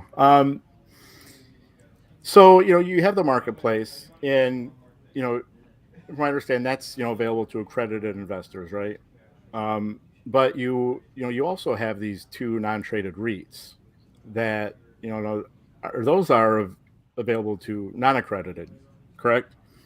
Yeah, that's correct. So individual private placement offerings, as they're called, or what would historically be called a traditional syndication for one property or one fund or a private fund or a set of properties. Those would be specifically for accredited investors. Our non-traded REITs are Reg A plus offerings, and they are available for both non-accredited investors and accredited investors.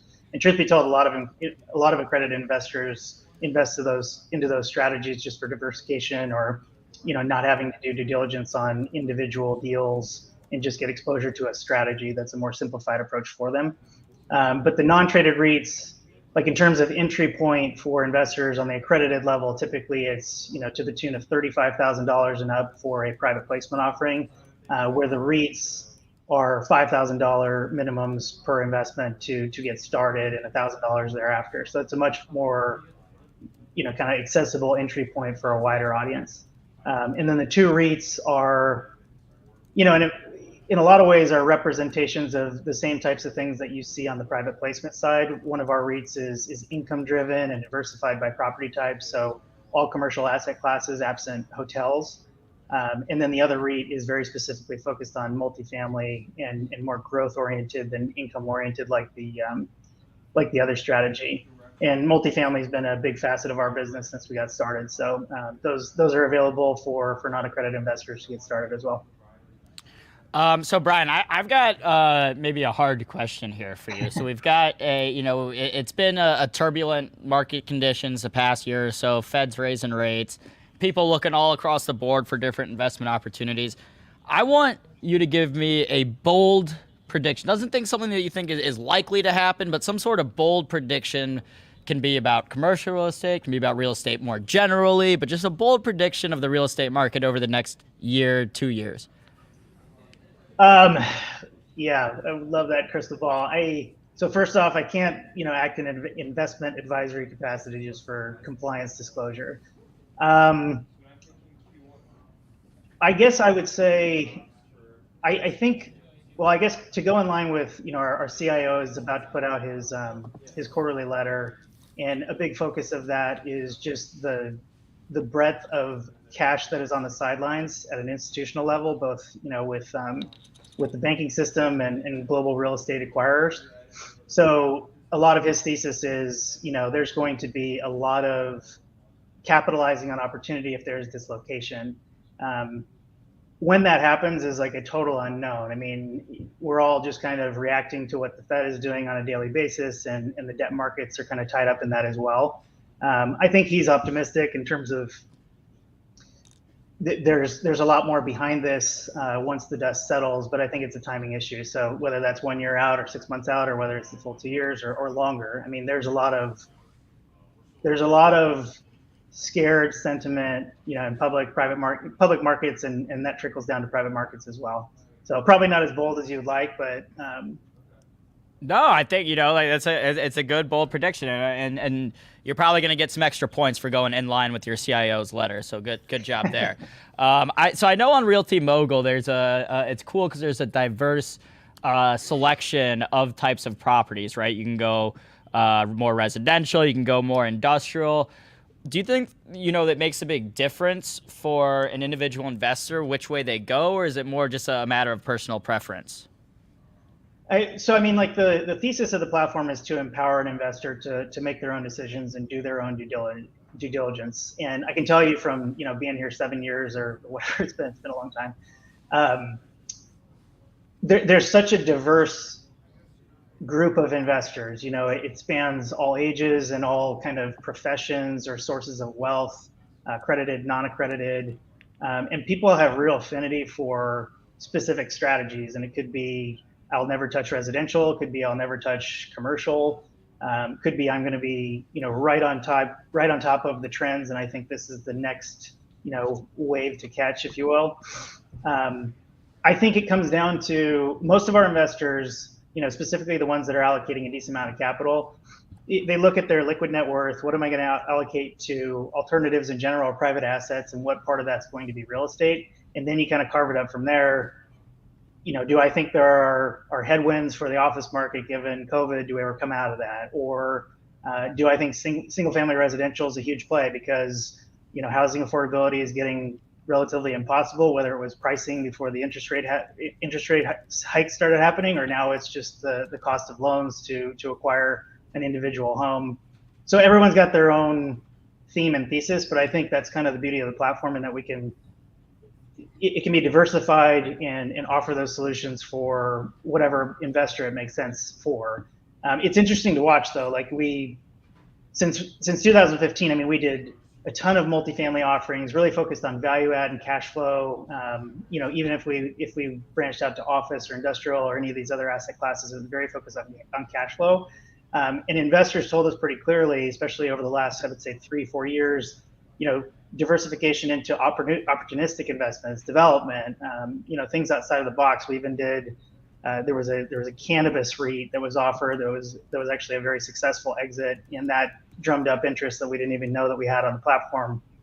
So anyway, I guess it takes all kinds is the short answer, and people can kind of pick and play where they want to. Yeah, and I think, that's what's been really cool about seeing, both with Realty Mogul and just in alt invest in general, kind of as the industry's developed, just more and more kind of customization and selection given to the individual investor that may have not been there even as recent as 5-10 years ago. 100%. I mean, there's a self-directed trend, certainly generationally, a technology trend. So, as the younger generation starts to establish their wealth, they're deploying with their dollars and taking action on their own, and people are much more enabled with information. I mean, it's just crazy what you have access to based on, technology and web-enabled platforms just across alternatives in general. But real estate specifically, like what was attractive to me about coming to Realty Mogul and the application of sort of a crowd model or a marketplace model, I think it's a very tangibly understandable asset class for essentially any investor out there, because everyone has lived in an apartment or lived in a home, worked in an office, at least understands the fundamentals of where the money would come from, where the rents come from, has paid those rents. And so it's not that far of a leap to say like, okay, I could invest into this and kind of get my head around it, maybe as opposed to the latest and greatest medical device company or something more complex that's not easily digestible. Got it. Kevin, you've got any questions you want to jump in here on? Not a question, but something I do want to just kind of point out to everybody. One of the things that I really respect about Realty Mogul is you can look at a number of different real estate investment platforms, and there's somewhere on the front page or somewhere there's a page about it, track record, and it will just give you our historical average IRR or whatever, but not really any context into that. The really cool thing, like even I'm not even logged into the Realty Mogul website right now, and went right to a page that just shows all the past investments, and breaks down the realized IRR, the target IRR, and what that hold period was. And I just want to say that transparency, I think is great. That's something especially with alternative investments, I think it's important for people to look for. It's easy to give any numbers, to say anything. You could have one deal that had like 100% IRR, right, and that pulls up your average for a bunch of crap deals. So that's all. Just really something I wanted to point out there. I think before we wrap this up, though, I guess where do you see things going in the next few years? How's Realty Mogul's, how's this marketplace going to grow? Yeah, sure. And just I thank you for the comments on the track record. We actually, the platform put a lot of work into publishing our established track record, effectively since inception, broken down. As you mentioned, there's every historical property that's been invested into, but we have cumulative results. They're split up into equity syndications, the various verticals. So you can go to Realty Mogul and check that out now to see how it's gone. But it's important because the last 10 years have been a great market for a lot of assets. And to your point, I think it's important to have transparency about not every deal can go perfectly, and some deals do go wrong, despite all the proper checks and balances and even a great sponsor and just a bad idiosyncratic situation that they ran into. So anyway, thank you for that comment. But as far as going forward, we're really looking to scale the business and build value, and expand on the offerings that are available to investors. I think the next, if you think about in 5 years, to our earlier point, is this capital avenue a more legitimized space institutionally? What does that look like? I think it's very exciting because despite the fact that we're near $1 billion that's been allocated on our platform from individual investors, it's a blip on the radar relative to the size of the overall space and where that can go. So the quality of sponsors, the size of the deals, the diversity of the offerings, I think there's a lot of exciting things that can happen. And then more near term, there's no doubt there's dislocation in this market. How short term or long term that's going to be, I again don't have the crystal ball on that, but I like the fact that we can be adaptive to that, and investors can be empowered. You can get access to offerings that are potentially capitalizing on trends that you don't even know what they might be yet. So it's a lot about adapting and then just building value, building good business, focused on great people. Both our sponsors, our members and investors that join the platform, and of course, our individual company. We value our people very much. Got it. Well, Brian, we are coming up on time here, but it's been a pleasure to have you on today. Realty Mogul has been one of the alternative investment companies that we've been kind of the most familiar with here at Benzinga. So big fan of you guys here. Always a pleasure to have you guys hop on the stream. So Brian, any final words you want to, final words of wisdom you want to leave our audience with? No, I really appreciate the time as well. So likewise, thank you very much. And folks can feel free to go to the website, realtymogul.com, and look into anything that might be of interest. Beautiful. I'll go ahead and pop that link in the chat. Brian, thank you again for hopping on the stream. We'll chat soon. I'm sure we'll be in contact. But enjoy the rest of your Wednesday. Enjoy the rest of your week. You guys do as well. Thank you so much. Appreciate it. Thanks, Brian. Take care. No problem. All right. That was Brian Sigler from Realty Mogul. Like I said, that's been one. Kevin, I know you've done a lot of coverage on Realty Mogul, a lot of stuff over there. We've been familiar with Realty Mogul. Great company, what they're doing. Always a pleasure to chat with Brian. But we've got to keep it ticking, Kevin. We just have this Alt Invest event. First ever one at Benzinga. We're keeping it ticking. We've got a packed show coming up next. From Peak, we've got Joe Ollis and Ryan Bowers. We're going to bring them on here in about 30 seconds. But before I do that, we're going to do, this is all off the cuff, but we're going to do a quick giveaway. Free month of Benzinga Pro. Here's what you have to do. Right now, you have, I'm going to give people 2 minutes to do this. You're going to post your guess in the chat for where the SPY will close today. Again, we have the Fed announcement today at 2 p.m. and then a press conference at 2:30, so the SPY will be very volatile. Post your guess for what the SPY will finish in the chat right now. What the closest person to guess the closing price of the SPY today will get a free month of Benzinga Pro. You'll have to tune in tomorrow to claim your prize. But again, all right, so we've got Manny guessing 406. Manny's not too bullish. We'll let some other guesses fly in. But again, you guys have time to post your guesses. We'll give people, I think I said originally 2 minutes. We'll give people about 5 minutes. You can do some research. But without further ado, I see Joe's ready to go.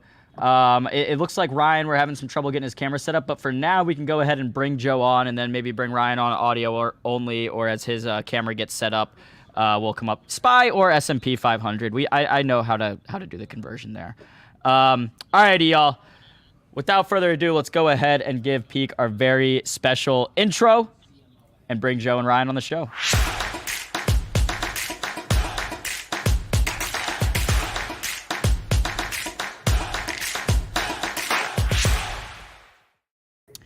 Joe, Ryan, how's it going? Welcome the Peak Group to Benzinga's alternative investment event. How are you guys doing today? I'm doing great. It's great to talk to you both, and I'm a huge fan of your show, and it's an honor to be here. Thank you. Awesome. Well, it's an honor to have you, Joe. Ryan, why don't you go ahead and just test your mic for us real quick? Let's see if we can hear you, because we can't see you right. You bet. Can you hear me? I'm trying to get the camera on here, but can you hear me for now? Oh, we can hear you loud and clear, Ryan. All right. So let's get started. Ryan, if you want to go ahead and tinker with your camera, more than welcome. If not, I'm sure we're okay just doing audio only for now. But Joe and Ryan, you guys want to give us a quick rundown exactly what it is that Peak does, how you guys got started? Yeah, sure. So let's start with what Peak Group is. We are an alternative investment platform that is entirely dedicated to single-family rental projects. And Ryan, I see he's going to get his camera going here. Fortunately, I'm the tech guy of the group. Ryan's the CEO. I'm the chief investment officer. I can't tell you how many times we jump on a phone call where his camera isn't working. So you'll see. He's all right. Well, we got him. We got him now. We got him now. Ryan, how's it going? There we go. There we go. Sorry, guys. All good. All good. Good to see you now. So, Joe, why don't you continue again what it is Peak does? Ryan, I'd love to hear kind of some of the origin story too. Sure. But Peak is we're a single family rental platform. So what that means is we can take investors' money and deploy it to build for rent projects in the single family rental world. We also have a REIT, which is a standalone privately traded REIT that owns single-family rental houses. And the Peak Group is the servicer of that REIT. So the Peak Group, we have a property management company, we have a construction company, we have a maintenance company, and a title company. So we're the full vertical platform for an investor looking to add allocation to a single family rental strategy as an alternative investment. And Ryan, it'd be good. Do you want to talk about the history of Peak? Yeah. So we like to say at Peak, we are Peak and we are single family rentals. We've loved this space for almost 23 years now. My brother and I got into it back in 2000. And as we've just grown over the years, we were fortunate enough that it became an institutional asset class. And all the experience that we've been able to add together, then we were able to pull in Joe as our third principal, which is just an amazing addition to what we do in the mix that builds out this whole team and this stack. We're so early on in single family rentals being an institutional asset class.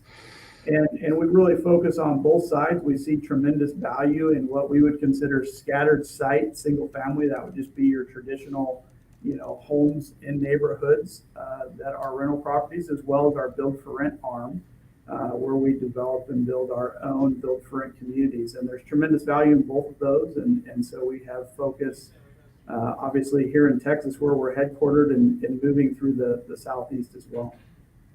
Got it. So I'm curious because I know I see you guys are located in the, kind of Dallas-Fort Worth area. Is there a lot of properties in that area? I know the college town demographic, or the college town is a very popular place for this multi-family, residential areas or rental properties. Joe, you kind of want to speak to our focus on what we look for in our areas? Yeah, so when you think about the single family rental house, what we're really talking about is an individual unit house that you can find in a neighborhood that you can rent. And these are typically renters that would be, instead of renting a multifamily apartment complex, they're going to be looking to rent a house, like an actual single house. And we focus on the Dallas-Fort Worth metro market, which is, a very large market of houses and companies and everything else. It's one of the largest metroplexes in the United States and seeing significant growth. Yeah, so that's interesting because most of the times with different real estate, like crowdfunding type companies, it's either in like multifamily or in maybe some industrial properties. So to see the single family model is pretty unique. And I know you've touched on it, but kind of like what are the specific advantages to that model opposed to getting equity to an industrial, commercial real estate property or even a multifamily home? Sure. I'll take this, Ryan, and then you can add in. So if you think about single family rentals as a strategy today, I like to go back and talk about the supply and demand metrics mixed with an overlay of what institutional equity is coming into. So when you think about single family rentals, you think about first the demand coming, and that demand is really driven from the millennial generation. If you think back at the millennials, right now the millennials are entering their peak household formation years. What does that mean? That means really at a high level that they're going to want to move out of an apartment complex so that they have a nice backyard for their dog, they have a garage to store their toys, and they have that extra room for either a baby or home office. That's really what the single family rental will provide for it. On top of that, though, the supply side of single family homes has been severely constrained coming out of the last Great Recession of 2011. So we saw a huge undersupply of houses, which led to a run-up of the house value itself, but also led to the run-up of a high supply constraint for these houses. So you have this huge imbalance, which led to extreme rent growth, both at apartment complexes, but also single family rentals.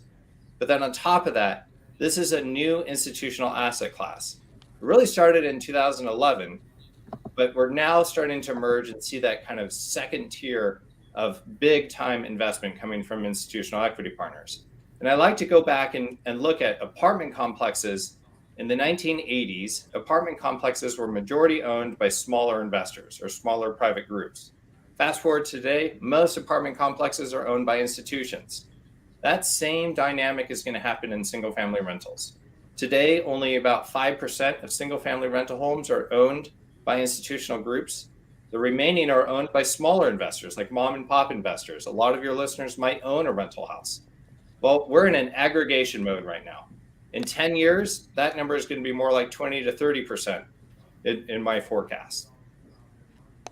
Yeah, and I mean, that was something that I think came up a lot during COVID when the housing market was heating up and mortgage rates were at 30-year lows or whatever. There were a lot of you would see headlines about BlackRock or whoever coming in and buying single family homes. So to that point, we're already starting to see that trend. And to your point too about there still being kind of a supply constraint on the single family homes. And I think that's an important thing to keep in mind right now, because a lot of people have been talking about a potential housing market crash with mortgage rates, going higher and all this stuff. And it's like, to me, I've always been sitting there, how would there be a huge crash in the housing market when we still have a shortage, when there's still more demand than there is supply? Like, just simple economics would tell you that there being such a limited supply should help keep those prices pretty high. Do you see that kind of the same way, or I'll leave that up to one of you two to take? I think too, one of the important things we have to look at is the overall psychology of renting versus owning today. In the 60s and 70s, it's the middle class white picket fence, want to own a home.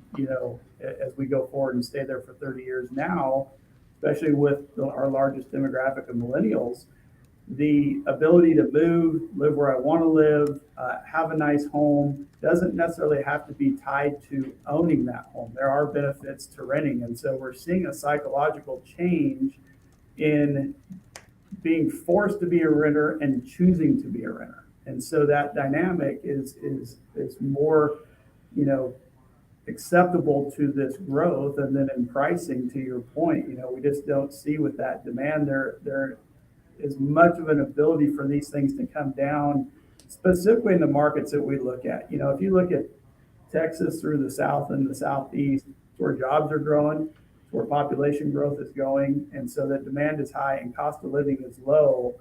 So we don't see there is a whole lot of variation for pricing to come down with institutions coming in to buy at a floor that's not too far under where it's at today. Yeah, and I mean, again, like that's just where I've been kind of looking at, where people have been talking about the housing market, worried about this, like, oh my God, are people that bought a house last year going to be 50% underwater a year from now? It's like, probably not, the way I see it. Again, I'm not giving investment advice or anything, but just from what I see in terms of, and even people like my age, people in their mid-20s are looking for homes right now, and they'll take any opportunity they can, and probably more so people a little bit older, but they'll take that opportunity if it's presented that, that home is affordable for the first time in the last 5, 6, 10 years. They're going to go ahead and jump on that. That's right. But I think that the housing affordability crisis that we face today is leading more people to choose to rent for the time being. And that is certainly supporting our thesis of the single family rental as a highly desirable asset class going into the future. So if you break down Peak, we have multiple different strategies, but one of our major ones is actually the building of new houses. So we construct new houses and we rent those houses once they're completed. And we do that in whole neighborhoods. So these are called built for rent neighborhoods. And they're certainly attracting a lot of attention in the media, but also with institutional investors. The Peak Group does build these communities. They range from about 50 homes to 150 homes, and they're all rentals. We find them to be highly desirable from the rental group, and that's because of the amenities, they're close to school, and because your whole neighborhood is made up of people that are renters as well. So that's been a very attractive strategy for Peak, and something we continue to raise money for and attract quite a bit of high net worth investors. Yeah, I mean, something. Sorry, go ahead, Kevin. Sorry. Okay. Something I wanted to make sure I ask while we're on the subject of you're building these communities, right? So, these communities in a sense are like one single asset, right? Opposed to like 200 or however many different houses. So, the value of that asset, is it like as sensitive to, I guess, the housing prices, when you're looking at a market and you're looking at the value of one single family 3-bedroom home, and that is down whatever percent in that market. I mean, is a portfolio of single family rental properties, value affected the same, or is that tied to, income, like looking at a cap rate? Yeah, that's a really good question, Kevin. So I can provide a little bit of data on that.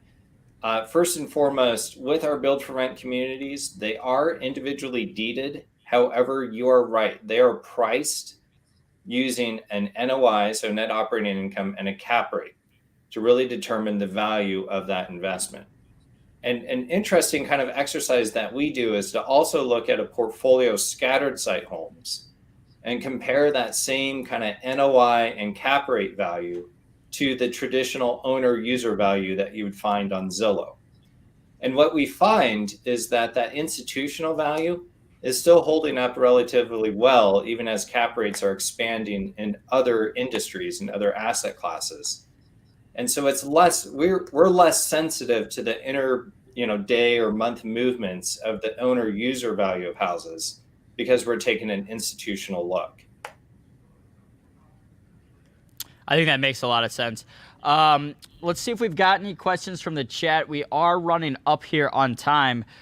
So Joe, Ryan, is there anything, that we want to touch on that we haven't gotten to already?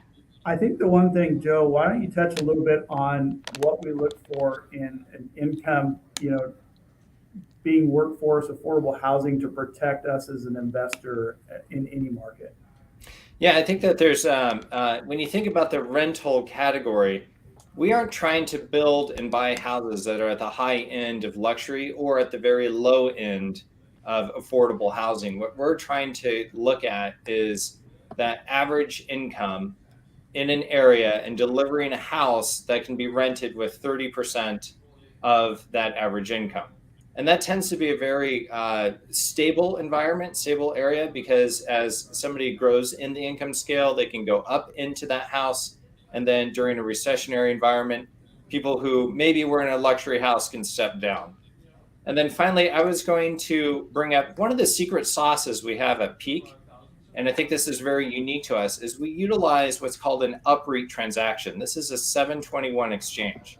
And this gets back to the idea of the aggregation. So if you're a mom and pop investor that has 2 to 5 houses or even one house, you have a single house, that's a very hard thing to manage and own long term. You can contribute that house to the Peak Housing REIT as a 721 exchange. It's a tax-free exchange to you. And now you have a diversified portfolio that pays a constant dividend and allows for that diversification. But we've taken that and we've actually put steroids on that strategy because our investors that come into the build for rent communities that we have, they get that increase of equity associated with building new construction houses, leasing those up, having a stabilized assets. They can contribute that whole project, that whole build for rent community into the REIT in a tax deferred exchange. So it creates a very good cyclical recycling of capital event that we see being very attractive to our high net worth audience and alternative investment platform. Wow, that's really interesting. I think we'll have to have a whole other episode just on that. I'd love to do that with you guys. Let's do that. Well, Joe and Ryan, thank you guys for hopping on today. I'm going to go ahead and drop that link in the chat. You guys, again, pleasure talking, learning more about your guys' company, learning more about the industry. If there's anything else you want to leave us with, now's your chance. Well, thank you guys. We appreciate your time. It was a pleasure being on and getting to share a little bit about the Peak Group. So. Yeah, thank you guys. I really appreciate it. Beautiful. We'll go ahead and drop that link in the chat, thepeak.group.com, or sorry, not .com, just .group. I got the link in the chat, though, so you don't have to worry about that. Just click the link, go check it out, see if it's right for you. But Joe, Ryan, enjoy the rest of your Wednesday. We'll chat soon, okay? Thanks, guys. You take care. Thank you. Of course. All right, guys, that was Joe and Ryan from the Peak Group. Again, link is in the chat. Kevin, we've talked to some pretty cool companies today so far. Oh, yeah. I mean, it's such a wide variety of, opportunities that are available. 100%. Any thing particularly interesting to you so far, or is it all just kind of, pretty interesting to you? Obviously, it's all interesting. And, I think, everybody we've talked to so far can play, a different role in somebody's portfolio and their overall strategy. I mean, you look at long-term investment in, farmland, and we're looking at, funding, inventories where people are, getting paid back, in really short term. So, yeah, I mean, I think we got a lot for everybody here. Beautiful. And we've got more coming too. I see our next guest hanging out backstage, Alex Epstein with Lex Markets. Without further ado, let's go ahead and give Alex our very special Zinger Nation intro. And we'll talk about some cool capital markets coming up next.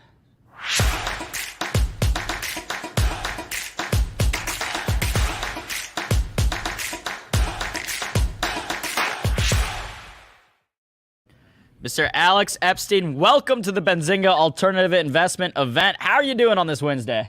I'm doing great. Thank you for having me on. Thank you for coming on. Thank you for bringing the energy. Before we get started, why don't you just give us a quick rundown of what it is that Lex Markets is, what you guys do, and maybe how you guys got started? Sure. Yeah, so Lex Markets is focused on taking real estate public and basically enabling anyone and everyone from, the smallest retail investors to the largest institutions to own real estate in a liquidity-enabled tradable form. So you can buy into a partnership interest in real estate with all the tax benefits and all of the economic benefits you get as a traditional commercial real estate investor, but you can hold that in your brokerage account. And instead of being tied in to, what the sponsor wants to go do with an asset, now you have the ability to trade in and out like a stock. So, a pretty substantial change in how capital markets for real estate work in our view. And we got started, one of our primary founders was working in real estate private equity and sort of had the realization one day of how much better institutional investors had it than everybody else, right? That they had access to this sort of, special deal flow, unique deals, unique transactions, able to write very, very large checks, the wherewithal to be in for 5 years or 7 or 12, or, if someone wants to go and run an asset long, there are institutions who can deal with that. And a lot of smaller guys can't.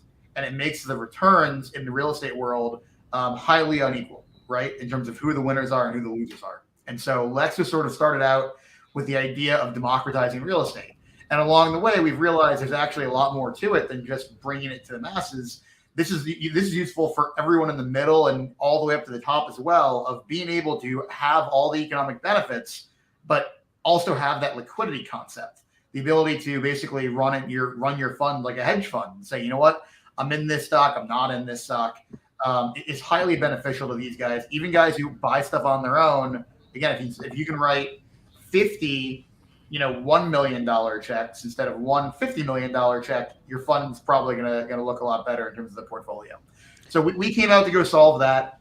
We spent about 3 years building all the tech and regulatory infrastructure for all this. Sort of stealth mode startup. We built an ATS in partnership with NASDAQ to enable the trading. We got very creative on the legal structure and had a hard time dealing with the SEC, but sort of solved that problem. So figured out all the logistics. We've been live in the market now for about 2 years. They brought on the banking team, including myself. And we're out here searching for deals and taking things public, which is a lot of fun. Yeah, so let me know. I'm gonna kind of give. Let me know how far off I am. So essentially, what the stock market has been able to do to allow people to invest and trade equity in companies, you're trying to do that same thing, but for real estate, equity in commercial real estate, as opposed to companies and stocks. Mostly yes. So I'm gonna hit on 3 points. Right. All right. So I wasn't too far off. No, you're broadly there. Right. All right. I'm getting close. I'm getting closer. Yeah. So there's a couple big things. One, real estate's different than everything else in the stock market because it's tax advantaged if you buy it the right way, right? You get flow throughs on depreciation, mortgage interest. There's a ton of tax benefits that are unique to buying real estate that don't exist elsewhere in the stock market. And if you were to buy a REIT, you don't get any of those either, right? There's no product you can own like a stock that gives you all that extra tax benefit until now. So we're really proud of having come up with that and brought that out to market. You can go out and go buy a REIT. That's a different thing I want to hit on as well. A REIT is like buying an ETF, right? You buy a collection of things and you trust someone to manage it for you. You pay a management fee. And then at the end of the day, you get ordinary non-tax advantaged income, right? So you're buying real estate, but you're not really buying real estate. You're buying a company that owns real estate and you're paying all their overhead and you're buying their investment strategy, right? And it's just like buying a stock versus buying an ETF. right? You might want to go buy ARK and say, hey, I like tech companies. Let me go buy ARK. Power to you. It's not necessarily a bad investment, although it has not been great recently. But also, you probably want to think about, you know what? I think that Microsoft has a better business model than Meta right now, and I don't want to own a basket of all of it. I want to own Microsoft, right? You buy into one business plan. The ability to invest in real estate like that has been limited to people who can write multi-million-dollar checks, and now it's not. Got it. Those are some important clarifications. I've got another. This one's a little. I'm not going to say off topic, but it might not be. Is Lex? Are you the namesake of Lex? I wish. No, that's a happy coincidence. I am unfortunately not one of the founders. I'm part of the investment banking team here, and lucky enough to have that lineup. Well, you could have told me that, and I would have believed it. But I'm going to leave this next question up to Kevin if you got one teed up. Yeah, absolutely. So, I'm going to clarify one thing. From my understanding, I'm sure some other people as well. So, compared to other real estate investment platforms out there, I mean, you guys aren't a crowdfunding platform, right? Like you're doing IPOs. Correct. And just like if it was a company, but it's a property. And Absolutely. then those companies then move on, or the companies, then these properties, they have tickers, right? Yep. That's I mean, right. they have tickers. They move on, they get traded. Yep. What's the, it's such a simple but brilliant concept, and what is the adaption been like that? I mean, have you seen any, uptick in activity on the secondary market for it? Is that something that we're still a little too early to see, or how's that piece of it coming along? Yeah, it's growing pretty substantially. We're still in the early days of this, right? So this whole concept of what we do was enabled really in the 2017 Trump tax cuts, right? Prior to that, you really couldn't have done any of this from a legal perspective. And so that's when the race kicked off of who's going to go and do what with this. And we've now developed a lot of iteration of how it should be structured, right? So for example, our first deal took almost 9 months with the SEC, right? This was a brand new concept to them. They'd never seen anything like it, with back and forth and back and forth. Our second deal took under 10 days, right? Once you've educated people as to what you're doing, how it's supposed to work, and you've established what the ground rules and the precedent are, it all becomes a lot easier. And so we're in that phase right now where we're seeing it pick up, we're seeing it grow. We have more than 20,000 members trading on our platform. It's growing, exponentially. And I think that as, time goes on and word spreads, and the value of this product is really, further distributed out in the market, you're going to see exponential growth the same way you've seen with every alternative asset class. It's always a hockey stick. And we're in this part of it now, and we're hopefully going to come to this part of it in the next couple of years. Awesome. So, I want to make sure we get to this before we end up, running out of time. But there's an IPO live right now on Lex Markets. Is that correct? Yep, that's right. Yeah. Can you tell us a little bit about that property? Yeah. So we've got an industrial asset in New Hampshire, which I love as a deal. I need to be careful what I say because I can't give any of you all investment advice. Right. But here's what I will say. Right, industrial has been a very hot asset class the last few years. It's been heavily invested in by all the big institutions, right? If you have a really large deal or a deal in a really important market, those deals have, ridiculously low cap rates and crazy competition. We were able to find something that was in a tertiary market and a smaller transaction size, where there was actually an institution in the deal, and they got out because the deal was doing so well. Their IRR hit their mark, where the firm said, you know what? We're gonna lock it in here and get our promote, and we'll let the next guy keep riding the wave. And we were able to bring the public in as the next guy. There's a ton of upside we see left in the property. It's got 18% vacancy in a market with about 1% vacancy, right? The sponsor team has done a number of these kinds of deals, has routinely generated mid double digit IRRs, high 20s, low mid 30s. I think even some higher than that in terms of sponsor track record. So, really experienced sponsor in doing this. And it's kicking off cash, right? It's hard to find a product that is, relatively running the right way not a lot of, unknown factors going on based on what's in place that generates a substantial return above the risk-free rate in terms of cash and has further upside on the equity in this market. Last piece on this, these guys are able to lock in 3.25% debt, which anyone who's following the debt markets, that's about half of what you can get today. So it's really an effective debt move on this property. Wow. No, that's incredible. Yeah, so something I'm curious about, Alex, is talking about the kind of just market of trading, different commercial listings or real estate listings and whatnot. I assume people aren't out there like day trading these assets. Mostly people holding on to them for a little bit longer. Is that correct? Is that a correct assumption? Yeah, that's exactly right. We like to say that we're liquidity enabled, right? If you wake up one day and decide you want to sell, you can, right? We never envisioned this, and it has not turned out to be, a day trading platform, right? This is a way for you to invest in real estate, which is traditionally a very long-term investment, and have the flexibility to trade out when you'd like. But it's not really intended to wake up and, hey, the stock price is here, now it's there, and I can go capture a spread. Maybe one day when there's a lot more activity, but not today. Right. So you don't have people buying like 10 shares of a property at 10 a.m. and then selling them at 11 a.m. typically. Not that I've really seen much of, no. Okay, that's just something I was curious about. I assumed it was kind of the case. So in terms of like both developments in the industry and more people getting into alt investments and investing in real estate, kind of what developments do you see there? And then also more company specific. What developments is Lex Markets working on to kind of keep the platform innovative and match the growing industry? Yeah, so I think the biggest shift in what's going on is, in the market, we're obviously seeing higher rates, right?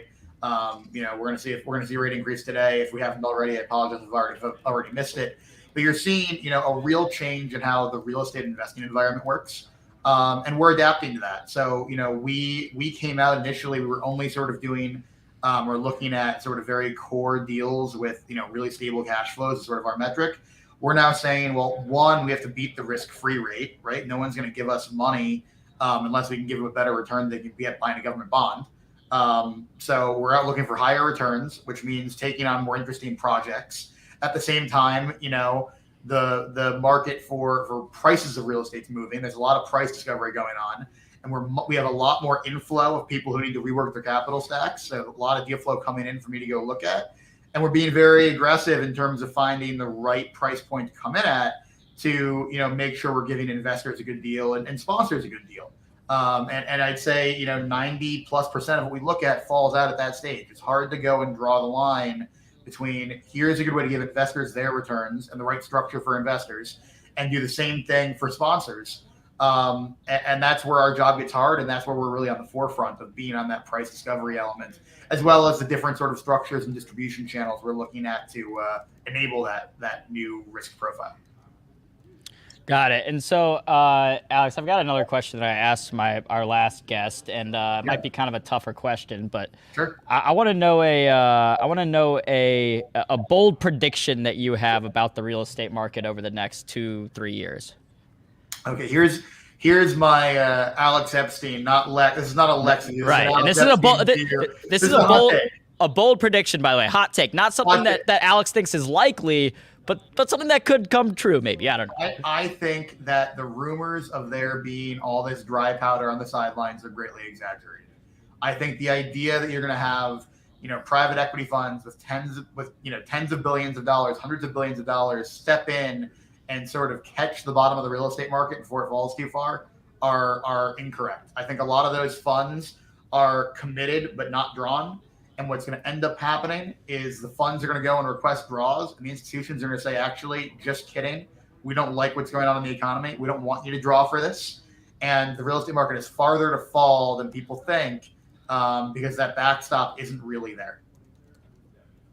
Got it. That's a good hot take that's gone against from something that or some things that some other of our guests have said today. So I appreciate having that thought diversity on the show today. Well, Alex, we've only got a couple minutes left. So is there anything, maybe about Lex Markets that we should tell our audience about that we haven't gotten to yet? Yeah. So, one of the things that I get told a lot, and I'm a young guy, if you can't tell, The time to make money in real estate is 1 or 2 years a decade, right? And usually the guys who make money in those 1 or 2 years are the guys who know, where the deals are and how to negotiate them. And even guys with money, if you're not an expert, you get sort of left out of that. I think this is going to be the first cycle where that's not true. I think that Lex is going to be one of the four running candidates to go and change that. The ability to have a top flight real estate team out in the market, negotiating, finding stuff, and structuring it in a way where you don't need millions of dollars to go play the game. You can do it with $250. I think is unique. And I think this is the time where everyone should be checking out Lex and things like Lex to really ride this coming wave. Beautiful. I mean, yeah, I think, we've seen here at Benzinga, our bread and butter, has been, stocks and stock market coverage. And we've just seen a huge increase in real estate interest, and not just real estate, but other alternative investments throughout the last couple of years. So seeing companies like Lex that are the innovators in this space is something really cool and that we love to see. Yeah, no, I joined up, and I think the whole real estate team here joined up. We all came from, great real estate backgrounds, and we came to a small shop like Lex because we see this as the future. We see the structure in place and where Lex is sort of taking the market as where the future of real estate capital markets are going, and are excited to be evangelists for that and help spread the word. And hopefully you all can go and follow us and check us out. Beautiful. Yeah, I'll go ahead and drop that link, lex-markets.com, dropping that in the chat right now for everyone to go check out. But Alex, it's been a great conversation. Been a pleasure having you on. I'm going to reach out to you anytime we need someone to come on our shows to just talk about what's going on in the real estate secondary markets. Please, I'd love to. Looking forward to talking to you again soon. All right, Alex. Well, enjoy the rest of your Wednesday. Enjoy the rest of your week. We'll chat soon. Excellent. Thanks. All right, guys, that was Alex Epstein from Lex Markets. Kevin, I don't know where the time's gone, but they say time flies when you're having fun, and we've certainly been having fun today. It's 1:05 p.m. Eastern right now. That means a couple things. I know everyone in the chat, I've seen some chatter about some, kids in the classroom have been distracted talking about the Fed meeting and Jerome Powell. So it is 1:05 p.m. That means we're within the hour of that Fed announcement at 2 p.m. A half hour after that at 2:30, Jerome Powell will give his press conference. But that's neither here nor there because we've still got about 20 minutes left on the Benzinga Alternative Investment event. We've saved maybe the best for last. I see our next guest hanging out backstage, Itai Avneri from INX. Kevin, what do you say? Would you say we get right into it? Yeah, this one is, we're looking at all these different assets and, and kind of the future of investing in these different asset classes. Now, INX is, kind of someone that's making it happen for all of these. It's just the way that people are, starting to invest in things and are going to. So this is going to be really interesting. 100%. All right. Well, without further ado, let's go ahead and give Itai our very special Benzinga intro. And when we come back, we'll be talking to INX about, or to Itai about INX.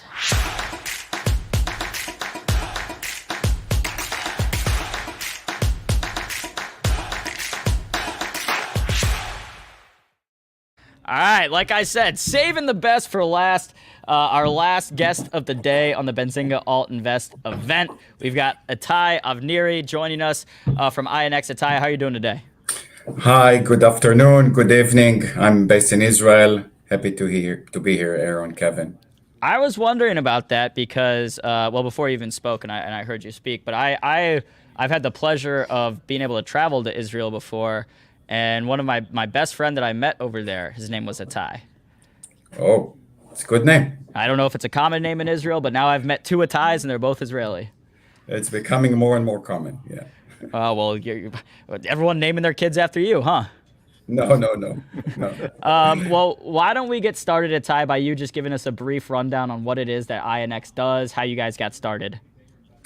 Yes, for sure. I'm listening to what you spoke before, and also thinking about what is an alternative investment. And I'm thinking that maybe most of our listeners or viewers here don't know much about INX. And don't understand what security token is. And I want to give them a rundown of what INX achieved in the past 5 years. We just celebrated our 5th anniversary.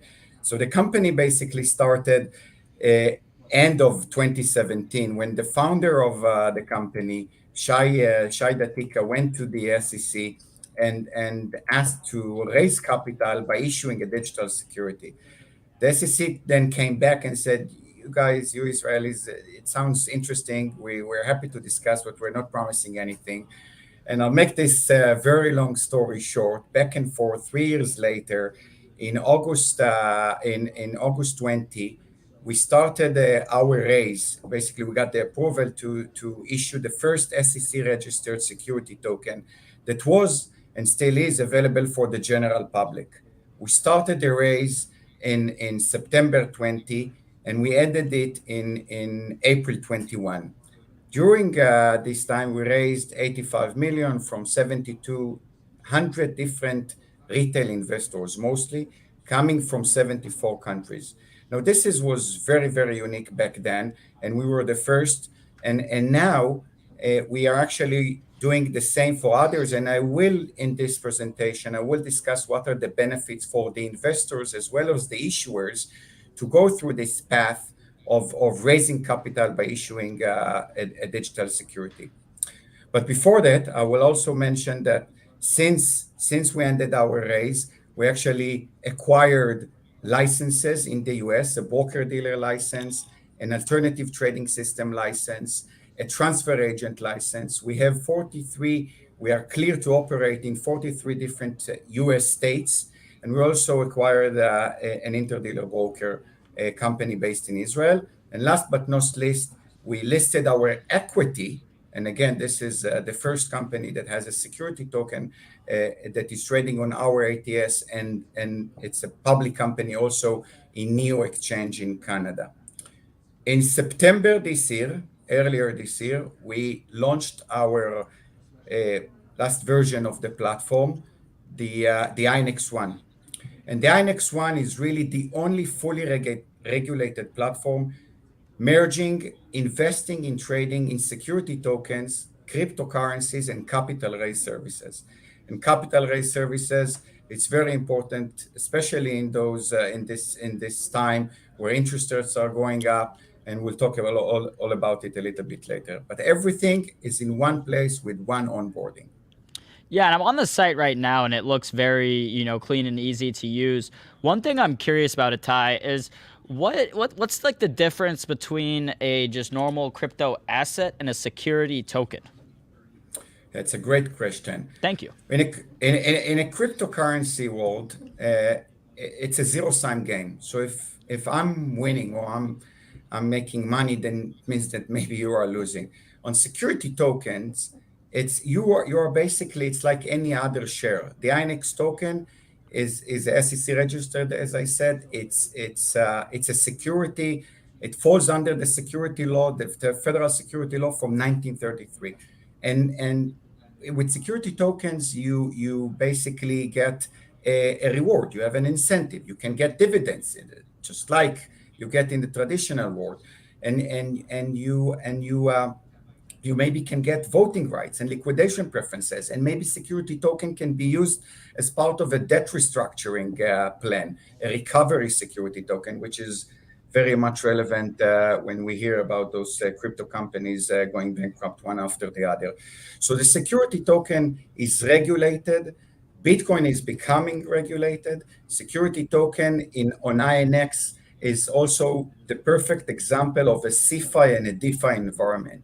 It's CeFi in a way that every customer that onboards our platform will go through KYC and AML, and we know who this customer is. And when he's linking his MetaMask wallet, we are whitelisting his address, and he's holding his assets, his security token, in his own MetaMask wallet. So his keys, his wallet, his assets. It's not the case with cryptocurrency. So if I'm hacking to your wallet, I can easily maybe steal your Ethereum or Bitcoin. It cannot happen with security token. It cannot happen with registered security tokens on INX. That makes a lot of sense. That's a good clarification because I'm pretty familiar with crypto and stuff, but I'm not super in the weeds on it to where there's still some things like that where I'm like, all right, what's the big difference between a security token versus just a normal Bitcoin or whatever. So thank you for making that clarification. So Itai, so one thing I know we need to touch on, you mentioned it, a lot of these crypto companies have been going bankrupt. Obviously, crypto, not the only industry that has kind of struggled a little bit with rising interest rates. Where do you see the industry as a whole kind of going from here? Well, others are already discussing the potential and the potential market cap of security tokens and what does it mean tokenization of assets. And if you're looking at traditional markets, it's like I think it was 146 billion that were raised via a traditional IPO for over 900 companies in 2022. The Boston Consulting Group just recently released a research saying they expect that tokenization of assets will grow 50 times to $16 trillion value by 2030. So I definitely see the tokenization of assets as the future of finance. Generally speaking, it's not about securities. It can be about debt. It can be about bonds. It can be about any other financial instrument that will benefit from the power of blockchain and the power of community. Because essentially, one of the most important things when discussing security token or capital raised by issuing a security token, as opposed to maybe raise capital in a traditional way via IPO or VCs or angel, is the fact that everyone are getting the same playing field. And you as a retail investor will get the same terms at the same time with the same price as the institution or the accredited investor that is joining a primary offering. And with INX, the platform that we have, INX One, we offer everything in one place. So you can participate in primary offerings, you can trade on digital securities in a secondary market on our ATS that is available 24/7, which is very important. And again, something that is it's not the case for traditional market. And you can also trade crypto. And you can use your crypto and to fund your account and invest on those primary offerings. That's incredible. Yeah, and I see some great questions in the chat. I think we've got Aiden from Miami. He's asking us, I read about some cool ESG opportunities that have been tokenized. What are some other super interesting properties or things that have been tokenized? Well, we have two currently primary offerings open on the platform. One is for a Chinese company, Truckpal, and another one is Advent, it's a US company. If we'll stay just until the end of this presentation, I will share what will be the next one. Very diverse. It can be a real estate company that want to maybe tokenize a fractional part of their business. So they are building a new resort in Thailand, and they can raise capital only for this resort. One of the advantages with security token is the fractional ownership. And you can talk about whiskey companies or diamond companies or gaming companies and even pharmaceutical companies. And yes, ESG is very, very relevant. And the last thing that I will mention here is sports club. So if I'm a fan of Maccabi Tel Aviv in Israel, I want to see my team raising capital and I want to become a token holder, which basically a kind of a shareholder. I will benefit. I will get maybe preferred seating. I will be enjoy when the club will qualify for the Champions League or any other achievements they will get to. That's really cool. I mean, you talk about these different things being tokenized, now being able to get exposure to companies, whether it's a Chinese company, a U.S. company, but to get exposure through those crypto assets is pretty incredible. I see another great question. This one's coming from Ben in Buffalo, New York. He said, "What is an STO? How does it work, and how is it different than an ICO?" Yeah. So I've mentioned that the company started late 2017. This was the crazy days of the ICO, initial coin offering, when a lot of companies raised money without a proper prospectus, without a proper regulation in place. And this is where Shai, the founder, came into the picture and said, I want to raise money, but do it in a regulated way. And STO stands for Security Token Offering. It's a security because it falls under the securities law in the US. It's a token because it's a digital form of, you can say, a share, you can say a different kind of holding. The fact of the matter is that you raise, as an issuer, is that you raise capital by issuing a token and not necessarily having to give away the ownership of the company. So you are not being diluted. You are not giving ownership of the company. You still raise capital by issuing a security token offering. Got it. And I do know, I see we've got the presentation loaded up. So just let me know whenever we want to start sharing that, and I'll go ahead and pop that up. Yeah, I mean, I already went through the presentation with your questions. It was very good questions, but we can go over. Oh, let's see. Yeah, we'll go ahead and just pop this up real quick then. So I mentioned the INX basically roadmap and what we've achieved in the past 5 years. The fact that we launched INX1 earlier this year in September. The funny thing is that Mr. Kensler, the SEC chairman, I think it was literally 1 hour before we went live with INX1, there was an interview on the blog saying that he envisioned security tokens trading side by side or along each other with cryptocurrency. I think this was more or less the guidelines that he wanted to give to his team, and this was all about INX and INX1 in one place. And this is the INX token that I've mentioned. The fact that we raised the money, we did issue the token on Ethereum network. The platform is now based on Ethereum network, but we are also, as part of our vision, we want to support or to be blockchain agnostic. So we are multi-chain platform. We just released a PR last week that we support Avalanche, and there are going to be other blockchains that we will support in the near future. And for us, if you are an issuer and you want to raise Ethereum, great. If you want to use Avalanche as your platform, and there are incentives to do so, then it's great. And maybe other blockchains a little bit down the road.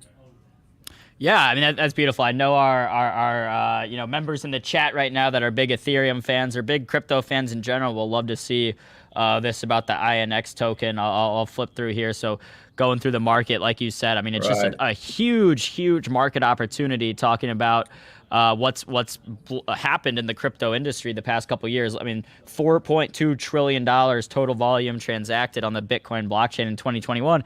That's just Bitcoin. That's not even, including Ethereum or other platforms. So this is a huge market. What are you guys planning on doing to make sure that INX keeps a foothold in this growing market? So we have a strategic mode here. We have the regulation, a very unique regulatory stack. No one else has all the licenses that we have under one umbrella, under one roof, with one platform. No one else. And this is our time to maybe make the difference between all the other crypto exchanges that some of them are regulated, lots of them are not. And to understand that we are not repurposing customer funds, we are not leveraging customer funds, we are not blocking withdrawals, and we want to work in a way where you basically control your assets and you can withdraw anytime, any money, any amount, any currency. It's your funds, it's your money, and this is the way we should address it and all look at it. Yeah, and like you said earlier, when someone has their, wallet, their keys, it's they like having that security. It's been a big part of how crypto's gotten so big in the first place, is people just want to have more control over their money and not feel like, that some outside government agency or someone else has more control over their money than they do. Right. The crypto, in essence, or blockchain, I would say, in essence, has a very good ideology behind it, the decentralization of finance. And we don't want the same centralization that maybe cause some of the challenges with the current capital markets, and we as retail investors cannot benefit from. But at the same time, INX is providing this foundation where it's still centralized because we want to identify each and every customer. But but you can also call it a regulated, decentralized platform, just because of the fact that you're holding your wallet and you're holding your keys and you're holding your assets. Yep. And we've got this slide pulled up. We mentioned kind of the industry's been, going through some growing pains here. I see on the slide you've kind of outlined some of the different collapses or bankruptcies that have happened in the crypto market. What is the question here at the end of the slide is, are there more to come? What do you think? I think generally speaking that there will be a lot of movements in the crypto field. I think that we will see consolidation in the market. I think that we'll see regulation coming in, which is very much what we expected and hoped for. And this is how we built INX from day one. And I want to see the regulators coming in and giving the investors and the community altogether the right framework to trade, for them to feel comfortable, for everyone to understand what the rules are, and no mistakes and no chains like this chain of effect can happen again, because it's not good. It's not good, and definitely not our way, and definitely not something that we want to be associated with. Got it. So let's see, we're flipping through the rest of this presentation. Trade with confidence on a regulated platform. Like you said, the broker-dealer license granted by the SEC, ATS registered. I think you mentioned most of this already, correct? Correct. Our platform, you've got the onboarding, the crypto trading, security token trading. Anything we need to touch on here? No, if you'll go to the next slide, I think when we zoom in on what does it mean, INX, to you as an investor. You are a retail investor. Maybe you don't know much about crypto, but you want to diversify your portfolio. And you understand that crypto is there and it's too big to be ignored, and you don't want to miss out the opportunity. And what does INX mean for you as an investor? So first and foremost is to give you the comfort and confidence to trade in a regulated environment. And you saw all the licenses that we hold, and you cannot get more. The second thing that I would mention, that I already mentioned, is the fact that on the security side, you have to link your own MetaMask wallet to the platform. So basically, you hold the keys to your wallet and where you store your assets. And this is very, very important for several reasons that also I've mentioned before. The platform is available 24/7.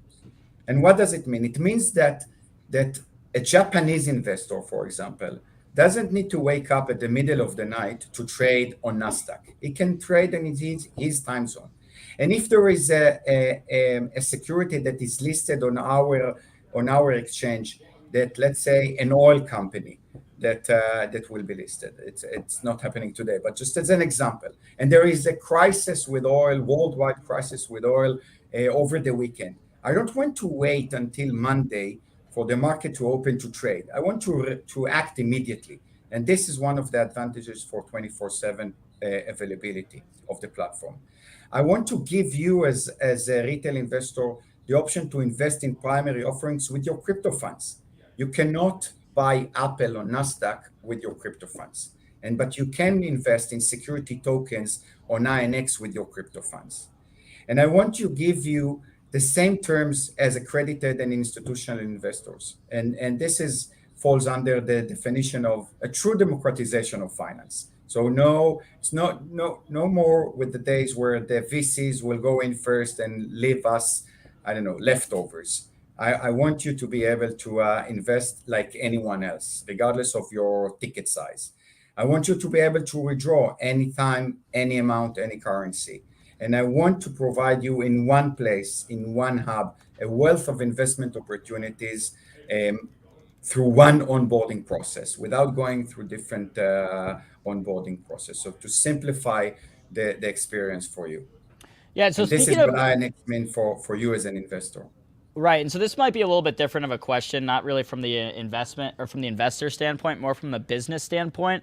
I see Uncle Stim in the chat from Albuquerque, New Mexico, is asking us, how easy is it to tokenize a company? Do you know that off the top of your head? Like, what do business owners have to do to go through that process? Well, there are different routes to do it, and we provide a full end-to-end solution, INX, to take any issuer, any company through the process. We'll take you hand in hand we'll connect you and introduce you to the relevant legal or law firms to take you to register and apply for the SEC. We'll give you our regulatory umbrella and all the licenses that we hold.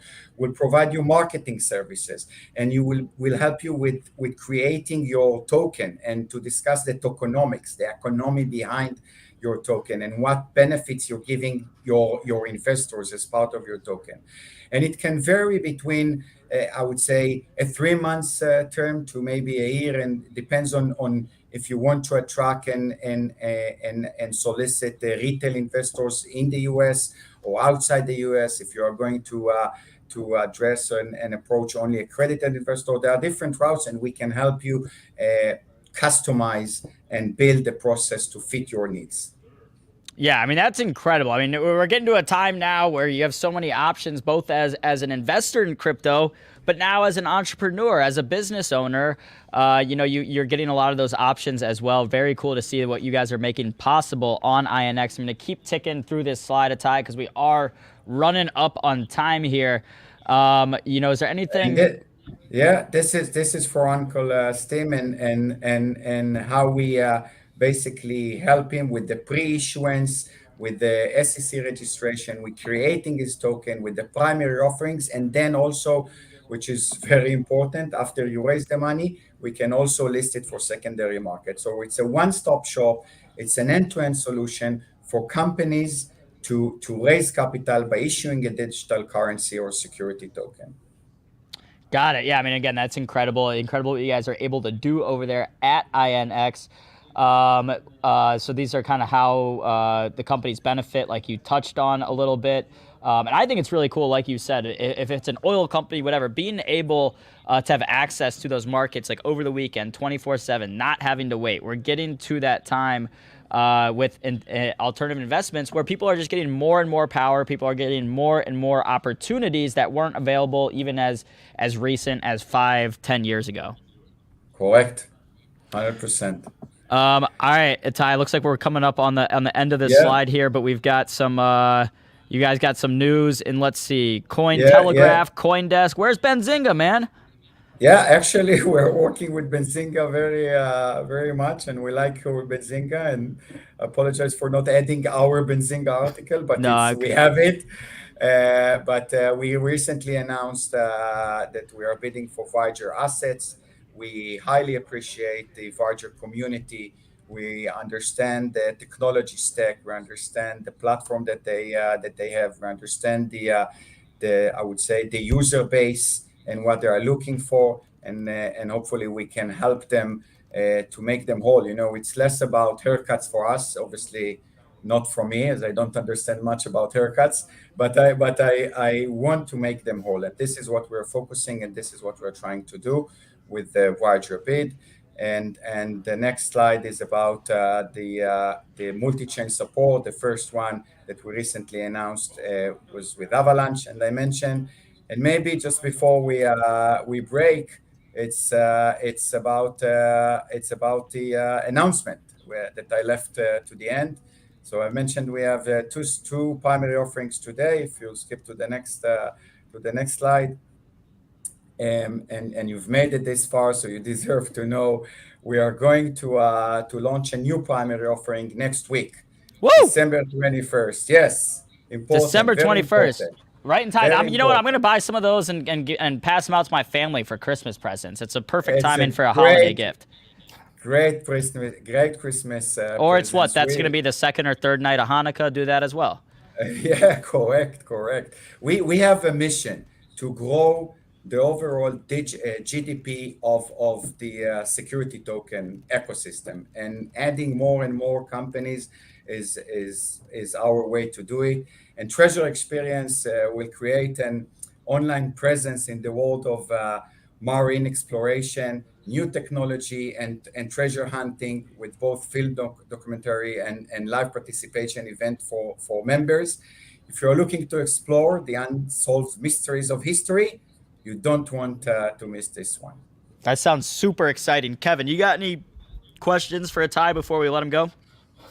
Oh man, I've got about 1,001. So I'll just pick one of them here. So one of I think the things that stuck out to me initially on security tokens is, it's not such a black and white thing, right? Where you just say, okay, you own X percent, and it just means this. You own it.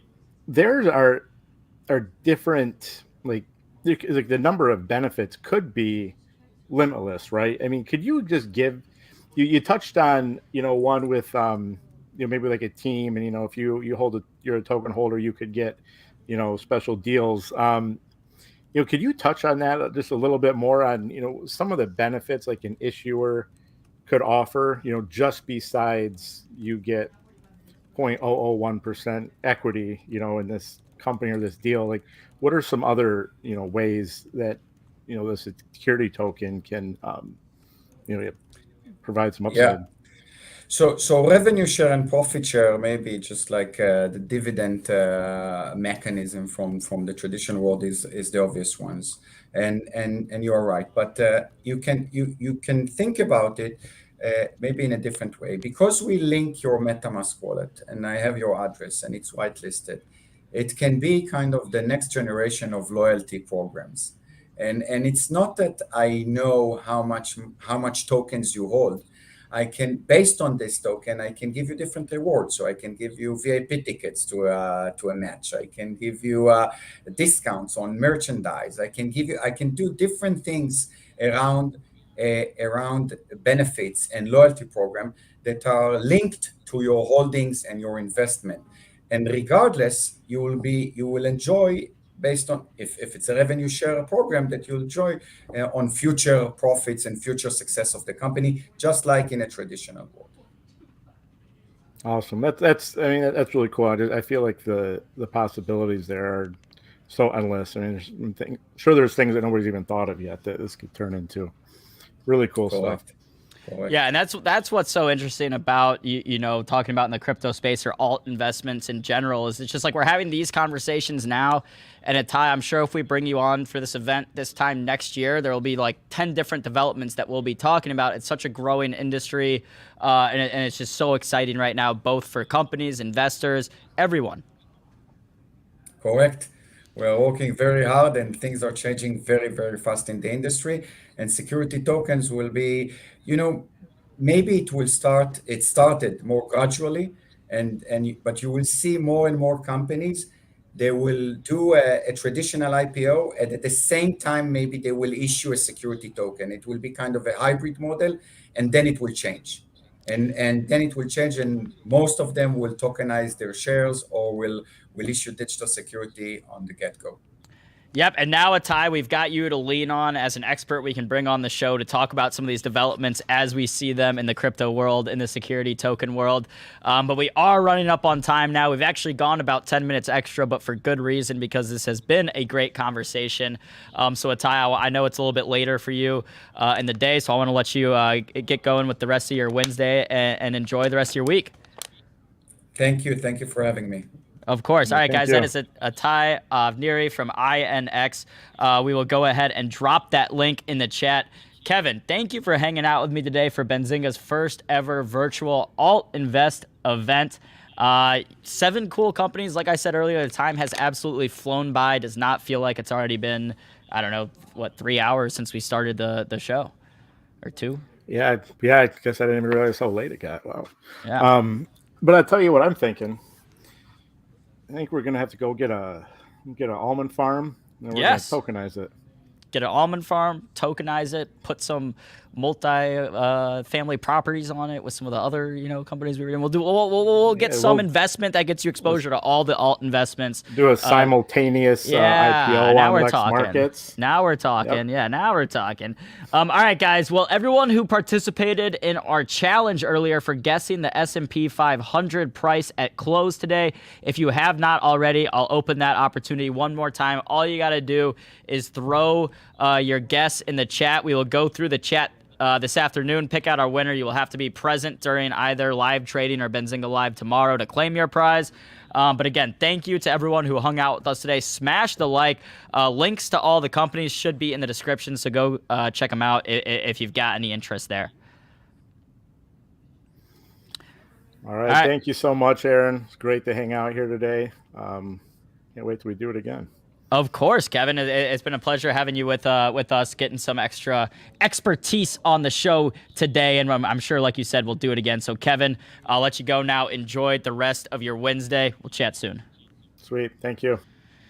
All right, everybody. It is 1:40 p.m. You know what that means. In 20 minutes. Biggest announcement of the week. Maybe, I don't even know, CPI might have been bigger yesterday. Biggest announcement of the day, at least so far, coming up at 2 p.m. 2:30 p.m., Jerome Powell will be giving his press conference. You don't need to go anywhere. You can stay right on this channel. We will be streaming that live at 2:30 p.m. Eastern. But, guys, thanks again for hanging out today. It's been a pleasure. We will be back tomorrow with our normal programming. Till then, stay green. Good luck to everybody that is trading, that announcement today. I know I am. Not investment advice. I'm going YOLO long on it, though. You guys know me. So without further ado, I'm going to go watch my spy calls. Peace and love, y'all. We'll be back tomorrow.